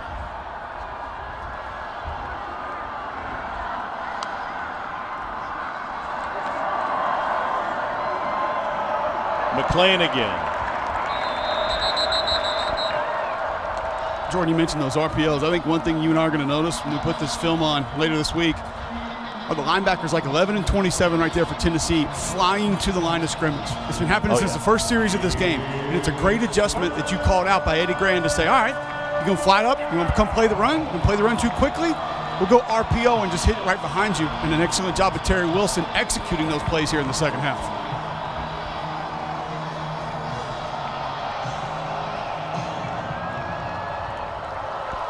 A.J. Rose in the game now, running back, replacing McClain. Josh Ali in the slot here, but he's going to be bracketed, double covered. So who do you go to? Looking far side, back shoulder incomplete, but a flag. Kenneth George starting in place of Alontae Taylor at that cornerback was draped all over the tight end, Keaton Upshaw. That's a tough matchup. Keaton Upshaw is such a mismatch just from a size perspective at 6'6".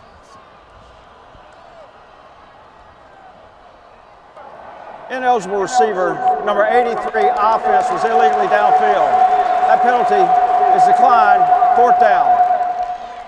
Wow, Justin Rigg, the tight end, was covered up. Man, that's a big mistake here. Ended up being really good coverage then on the outside by Kenneth George. Wasn't sure if they were trying to throw for pass interference, but you see 83 going downfield there. He was covered up on the outside by Keaton Upshaw. So see, on the ball there, also outside of him, Keaton Upshaw, the tight end, also on the ball. So you can't go out for a pass. Ruffalo drills it, and Kentucky has settled for a field goal for the second time on a red zone trip. That being said, they have a 20-point lead here at Neyland Stadium. They've lost 17 consecutive games here in Knoxville. Last win came in 1984. You know, bury a time capsule from 1984, you'd include some pretty impressive items in hindsight. Tetris was released in 1984, and Jeopardy had been around, but the friendly Canadian Alex Trebek had yet to host until 1984. That was also, if you're a Stranger Things fan, when season 2 was set. I don't know where you lean, Jordan. I mean, you could go Purple Rain, you could go Born in the USA by the Boss, or we could just enjoy Madonna, the first MTV VMAs. Yeah, I'd go Born in '88, so you take that one. I need to know if that Tetris release was with the Game Boy or did it come out a different way before that? Ooh. I think it said Electronica, which I didn't even know was a console. I never played it on my TI 99 4A. I know that. Never played a non-electronic version of Tetris either. Yeah, it's called Jenga. I have. You've never packed for a long vacation? Trying to fit all that in the trunk? That's Tetris for you. Speaking of trunks, let's get you to the studio. Here's Peter Burns. Thank you, Tom. Time for the State Farm surprisingly great performance. Not surprising that Will Muschamp's defense wouldn't be rocking and rolling, but surprising that they found a way to pick off Bo Nix, not once but twice. J.C. Horn, the Jalen Dickerson getting it done. South Carolina on a drive right now, but still down 19-14 to the side. All right, Peter, thanks. Tough day at the office for Jarrett Garantano. Here's Eric Gray. They've really leaned on Gray a lot. He's averaged over 100 yards a game over his last 6 games, including this one. And he's turned into a real threat for Tennessee, both as a runner and a receiver. Second half 4. Nothing doing on this screen. Mel Keaton blown up by J.J. Weaver. This flag on the play. Just a quick screen to the outside. And Kentucky does a great job of diagnosing it quickly. You can see linebackers moving out of the box towards that. Must have been something in film that they knew that was coming, but no bigger third down than right now. I think this might be the ball game, right? Tennessee's got to get not just points, but they got to get a touchdown on this drive. You can't go into the fourth quarter down this much, and threw a flag there for it looked like a kick at the end, huh? Yeah, got him right between the wickets. After the play, unsportsmanlike conduct, number 80, offense. Half the distance to the goal. The down counts, it'll be third down. That's number 80's first unsportsmanlike conduct foul of the game. Keaton was already down, and he'd been down for a little while when he decided to go Diego Maradona on J.J. Weaver. You got the left foot? No, let's give a little bit more. Yeah, don't think they allow that. just a little frustrated. I know this Tennessee team is frustrated. It's definitely not 3rd and 7.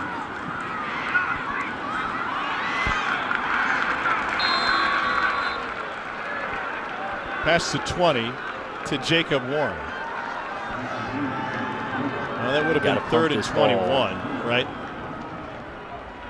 Yeah, and you got to punt this ball, but the time for Tennessee to get back into this ball game is about out, right?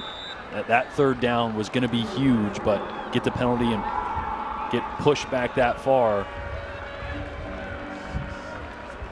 Kentucky's got a 20-point big stop, or this one's going to be a wrap for Kentucky.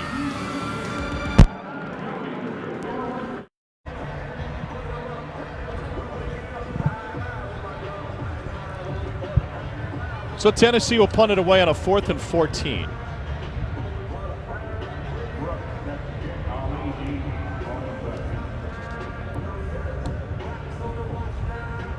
Start of the 4th quarter. Kentucky hasn't won here since 1984.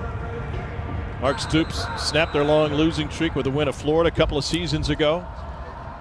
Got a couple more demons he can exercise this season. They haven't beaten Alabama since 1997.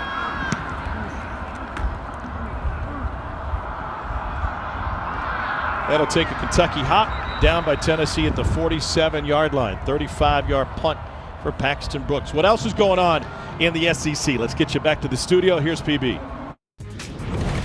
Thank you, Tom. Time for the comeback moment, supplemented by Aflac. It was South Carolina. They were down 9-0 early, and how about this? Free play from scrimmage. Colin Hill finds Shi Smith for the great touchdown. 2-point conversion failed, although Gamecocks up 20-19. All right, Peter, thanks. By the way, number 1 Clemson, no issues on the flats. They're beating Georgia Tech 59-7. That game's still Trevor in the Lawrence, 3rd though, quarter. threw an interception, so that first pick is gone now. Benching. Chris Rodriguez carrying jerseys with him. A physical 8-yard run.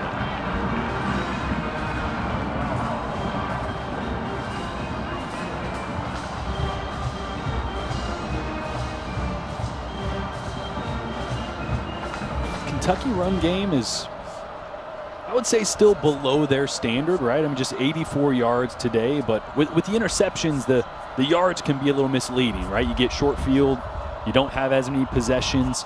They've definitely controlled the clock, but the RPO, the passes off of those hard runs, has really been the most successful part of this Kentucky offense today. On 2nd and 2, first down Rodriguez. Kentucky's rushing offense, one of the best in the country, top 20 right now. They led the nation after their 408-yard rushing game against Ole Miss, in which they averaged better than 7 yards a carry, had 3 go over 100 for the first time in a modern era. I mean, that's numbers you usually only see from triple option teams, right? Oh, it's just staggering. I mean, they were, and Jeremy Pruitt talked about it, it's kind of like facing a triple option team in terms of the discipline that you need, and they were very much a run-based attack with Glenn Bowden at quarterback last year. Rodriguez again.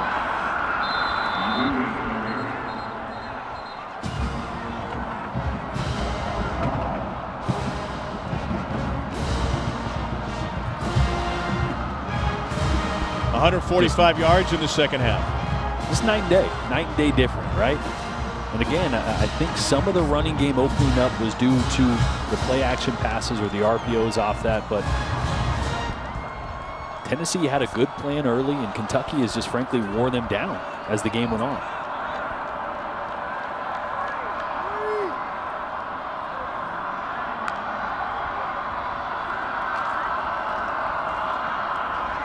Wilson keeps it, finds the edge to the 10, and he will yield to the defense and step out at the 5, a 23-yard scramble.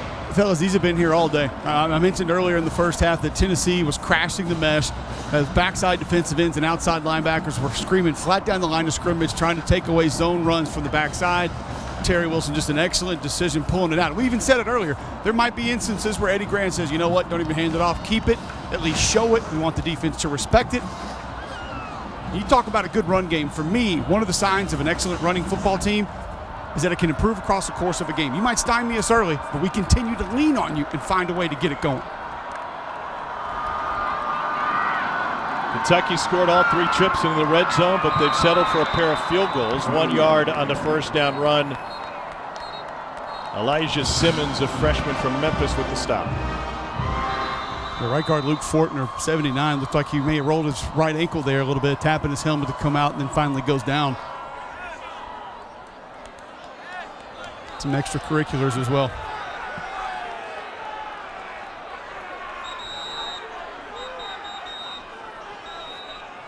"20-point lead for Kentucky, knocking on the door. Luke Fortner, the injured player in the middle of that scrum.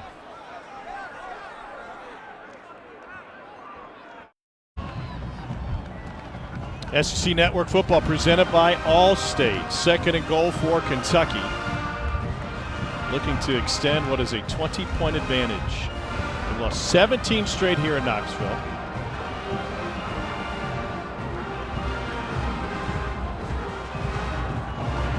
They ended that 19-game losing streak to Florida a couple of seasons ago.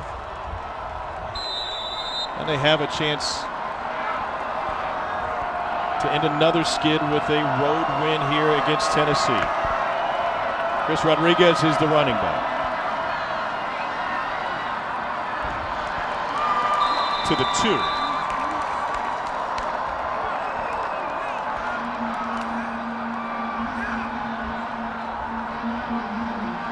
Gotta have it. Gotta have it if you're Tennessee.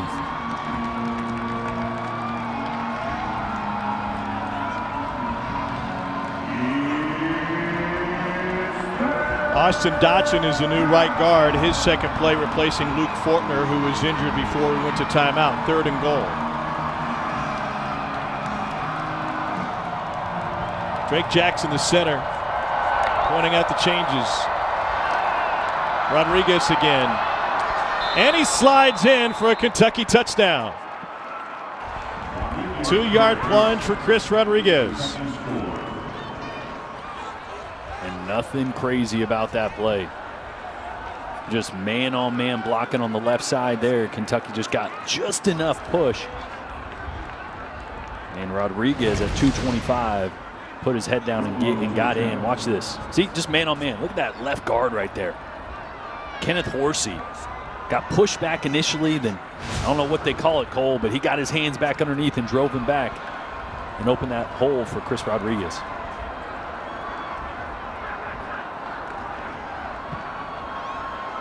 Ruffalo's point after is good. This has turned into a big blue beatdown. 34-7, under 11 to go in Knoxville.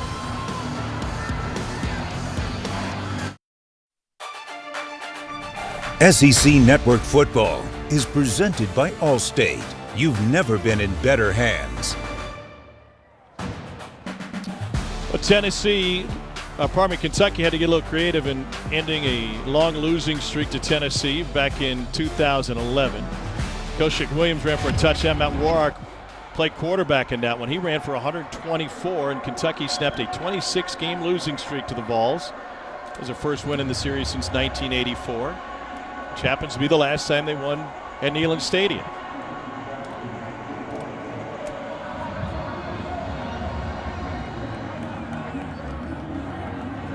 Knocking another one off the list, right? I mean, we talked about it. Stoops has this program on a great trajectory.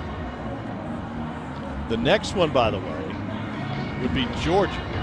Longest active losing streak against a single opponent for Kentucky is the 10 straight they've lost to the Bulldogs. Here's Jones. A big block at the front of that and ends up taking it out to the 28. All right, everything's blue right now, right? I mean, Kentucky's celebrating a big hit on special teams. They're rolling.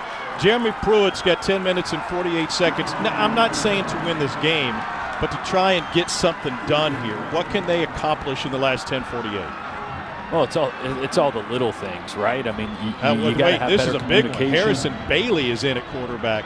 This is a guy who saw action on Neyland Field on Sunday in a scrimmage, and he told us there's an opportunity for him to move up the depth chart.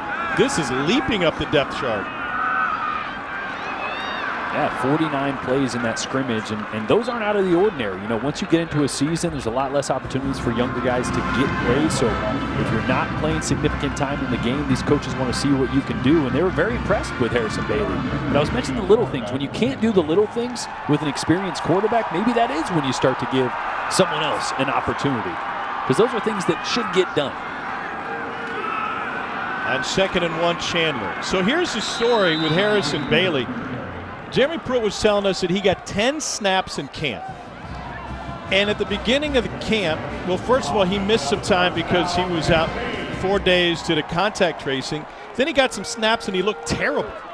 And Jeremy Pruitt said, I can't waste my time on a 4th-string quarterback. I only have time for 2 guys to get ready. So Harrison Bailey just basically disappeared. And then Sunday, they came out and had a Sunday night scrimmage with a bunch of the young guys who hadn't been playing, and Jeremy Pruitt's eyes were open. He said, I found some dudes who could play. Bailey took every snap in that scrimmage, and now here he is seeing his first game action. Didn't he say, I found 26 guys that could play? 26. Is that?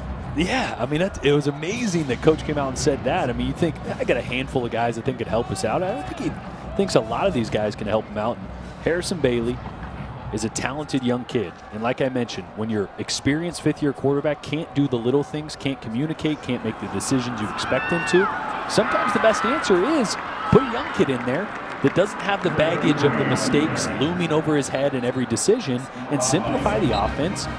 Be more simple so everybody around you can be better, and see if he can do anything. So this is just a glimmer. His reputation, his future here is not going to live or die by what happens in this 4th quarter, but just him being in the game shows how much faith this coaching staff has and who he can be down the road. Out of Marietta High School.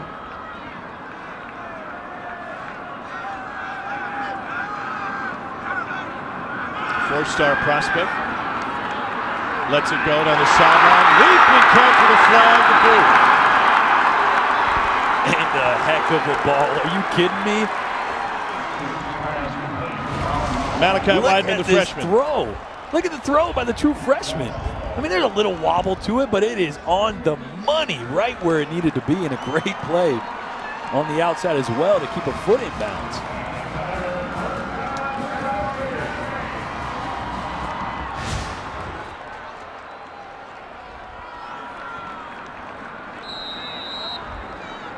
Boy, oh boy. What a quarterback discussion they'll be having on Basilio's show tonight. Jabari Small with the carry. Freshman getting involved now. It's amazing that a throw like that, right, can seemingly, like you just said it, it's amazing that that throw was going to create so much conversation this week, right? One throw. Why? Because that position has been all over the place. You got 3 interceptions today from the quarterback and a fumble. So any glimmer of hope right now is Tennessee fans are just clamoring for that, something that they can attach to and be hopeful and confident in from that position. Well, it's obvious that there's little confidence in J.T. Shrout, who was in for just 1 play. Brian Maurer hasn't gotten an opportunity today. And Garantano benched for the 2nd time. And that's telling, right? It's telling that Harrison Bailey is in. And it was very telling that Shrout came in for just a play or 2, whatever it was, right? He would have kept going if he could be anything close to what they thought Garantano could be, but he can't. So you don't go to your 2 or 3, you go to the guy that you just need to see play, a guy that has the upside. Almost intercepted. There's some real talent there, and talent coming out of Marietta High School. Eric Gilbert, LSU's tight end, played with Harrison Bailey at Marietta High School. Dansby Swanson was pretty good coming out of there. He's got a Game 7 this afternoon with the Braves. And by the way, would you guys know the Academy Award winner that went to Marietta High School? Oh, jeez. No, Tom, I would not. That'd be Joanne Woodward. She also is an LSU graduate. We covered this already this season. I know, I sarcastically said that. Question for Tom would be what year? I remember the 1957, Three Faces of Eve. Crossing route incomplete, then a pop with the shoulder. And Jabari Small got laid out. Vito Tisdale knocked Small out of the game. He's going to come out for at least a moment, if not longer. And was a good Clean or job not there, clean? actually, by Harrison Bailey to not lead his receiver into that, but just I think that looked clean to me first time around.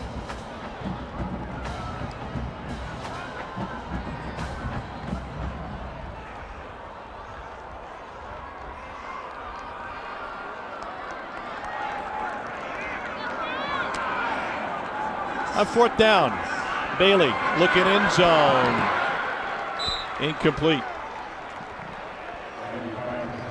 So Harrison Bailey, the third different quarterback to take a snap for Tennessee in this one. They have yet to solve Kentucky's defense. Joey Gatewood reminds me of the ghost of Meshack Road. More people have heard about him in action than seen him. Came in for just a brief moment last week. The number 3 ranked dual threat quarterback in 2018 started his career at Auburn, left the Auburn program about midway through last season and transferred to Kentucky over the winter. Granted immediate eligibility on September 30th.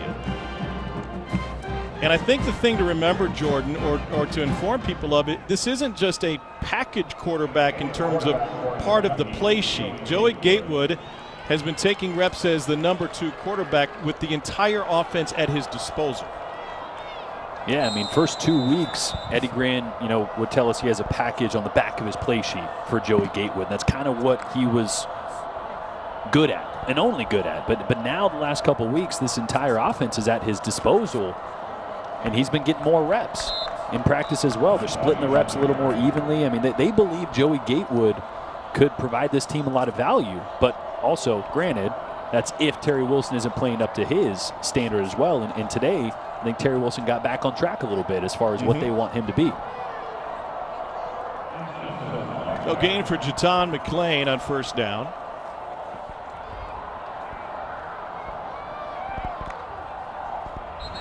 Movement by Tennessee. When an extra shove by Austin Dotson. Says don't come across that line. Interesting personalities on this Kentucky offensive line. We talked with Darian Kennard this week. Offside, contact by number 50, defense. 5-yard penalty, still second down.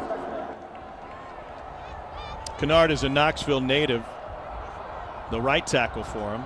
And this big blue wall has done a tremendous job for Kentucky in this game. They were sensational against Ole Miss a couple weeks ago.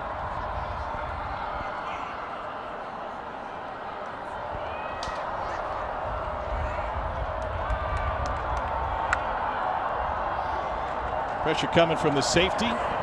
Gatewood's going to keep it and can't quite make the edge, only 1 yard. So running away from Darian Kennard, who grew up in North Knoxville, essentially. Said he was with some family growing up. His Aunt Jenny had a picture of herself with Dolly Parton, and he said, wait a second, who is this? How did you get that? Turns out he's related to Dolly.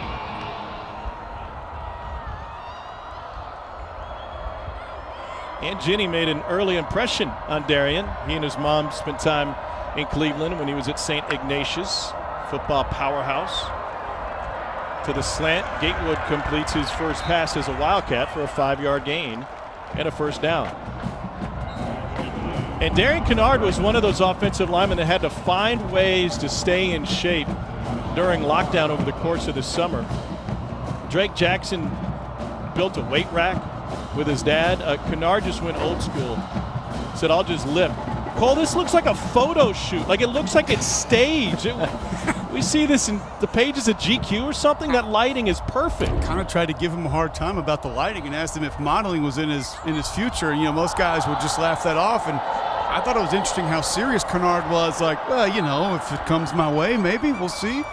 Kind of what's ahead, if somebody else wants me to try to do that. But yeah, that's he told me later, he said, if Cole Kublik can be on TV, I could be a model. That is absolutely true. That is 100% accurate. But you go out there and you're throwing logs around, it's not supposed to look that perfect. You're not supposed to be photogenic when your mom asks you to move the lumber in the backyard and you're tossing tree trunks around. You know that from experience? I don't mess with tree trunks, man.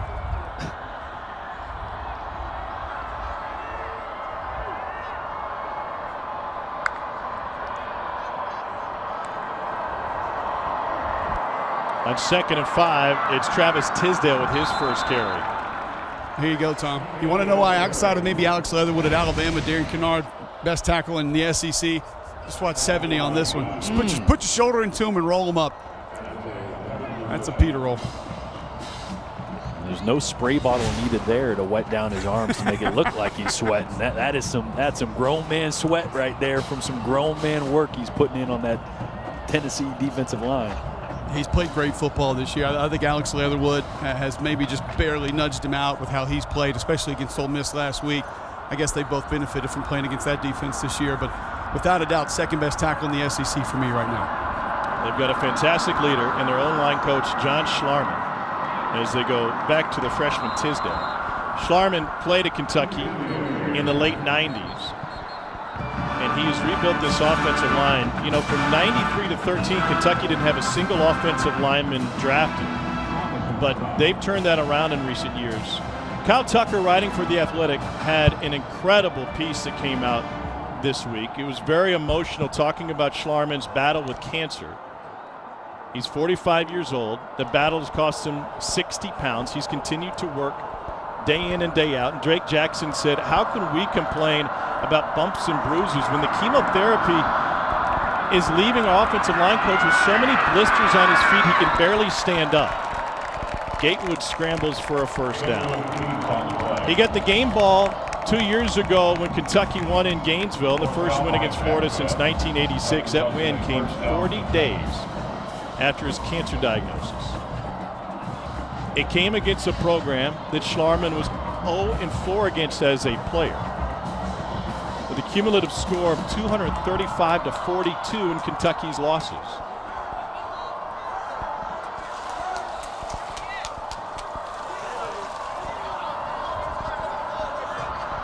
McClain, the running back.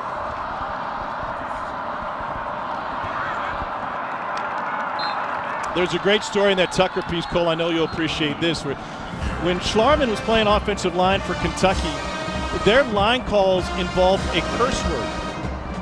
So you would yell out a curse word in your teammate's name if you were handing off an assignment to them. And Schlarman had made our friend at LSU, Booger, he'd made him mad. And he was right above him. And so Schlarman called out the curse word, passed him on to his teammate, and got away with being swamped by him. I think you almost get penalized for that today, don't you? If the official hears you dropping a bomb when you're trying to trade off a twist. Yeah, exactly. It's a heck of a way to trade off a twist, isn't it? Hey, it's an easy call to remember, though. He's done a magnificent job. I think this goes back. You think about a guy like a John Toth playing center for this Kentucky offensive line probably 5-6 years ago, and that's when it really began to sort of set in, that mentality.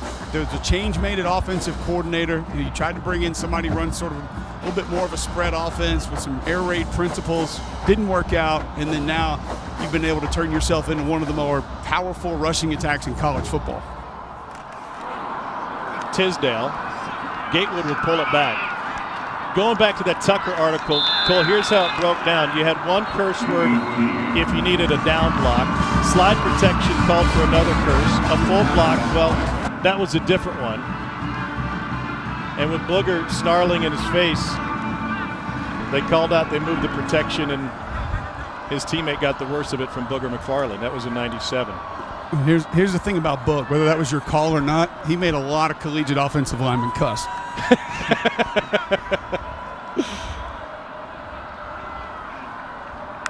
Second and 3. Kentucky putting the finishing touches on their first win in Knoxville since 1984.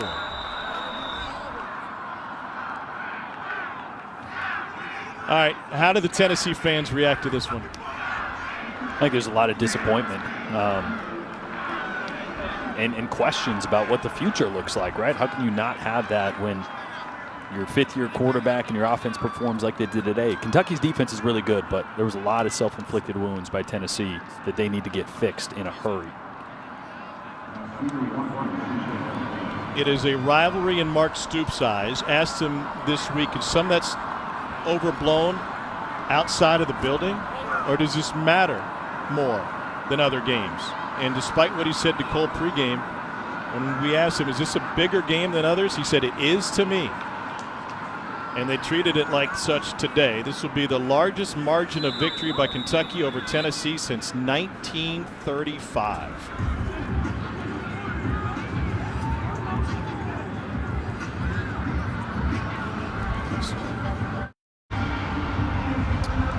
(34-7) Kentucky leading Tennessee. Fantastic game by this Kentucky defense. Over the last 2 games, Kentucky could have won them with their defense alone. Kentucky defense in the last 2 games was on the field for 26 possessions. They have 10 takeaways, 21 points scored, and only 7 allowed. Is that good? That's pretty good. They held Mike Leach without an offensive score for the first time in his head coaching career last week, and they do it almost the same way today. 3 first-half interceptions, 2 pick sixes, and 4 takeaways in the first half.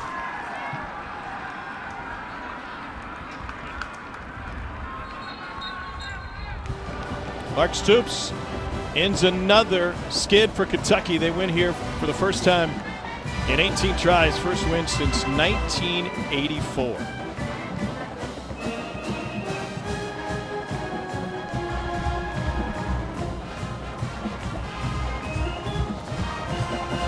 Let's take a look at the smoothest play, brought to you by Velveeta. Game changers in the first half, a pair of pick sixes for the Kentucky D. You mentioned the defense, and these are momentous, game-changing plays. It happened early, and Tennessee could not recover. This Kentucky defense is a bunch of ball hawks right now. The interceptions, the run after the catch. They're one of the better defenses in the entire SEC right now, and they're going to have a big test coming up, but played well today. Tennessee's got to find a way to get on track. They've got issues. Kentucky's got a shutdown defense. 34-7 is their final score. Time now for SEC Now, presented by Yellowwood, followed by Ole Miss in Arkansas. To the studio we go. Thank you, Tom Hart. Welcome into SEC Now, presented by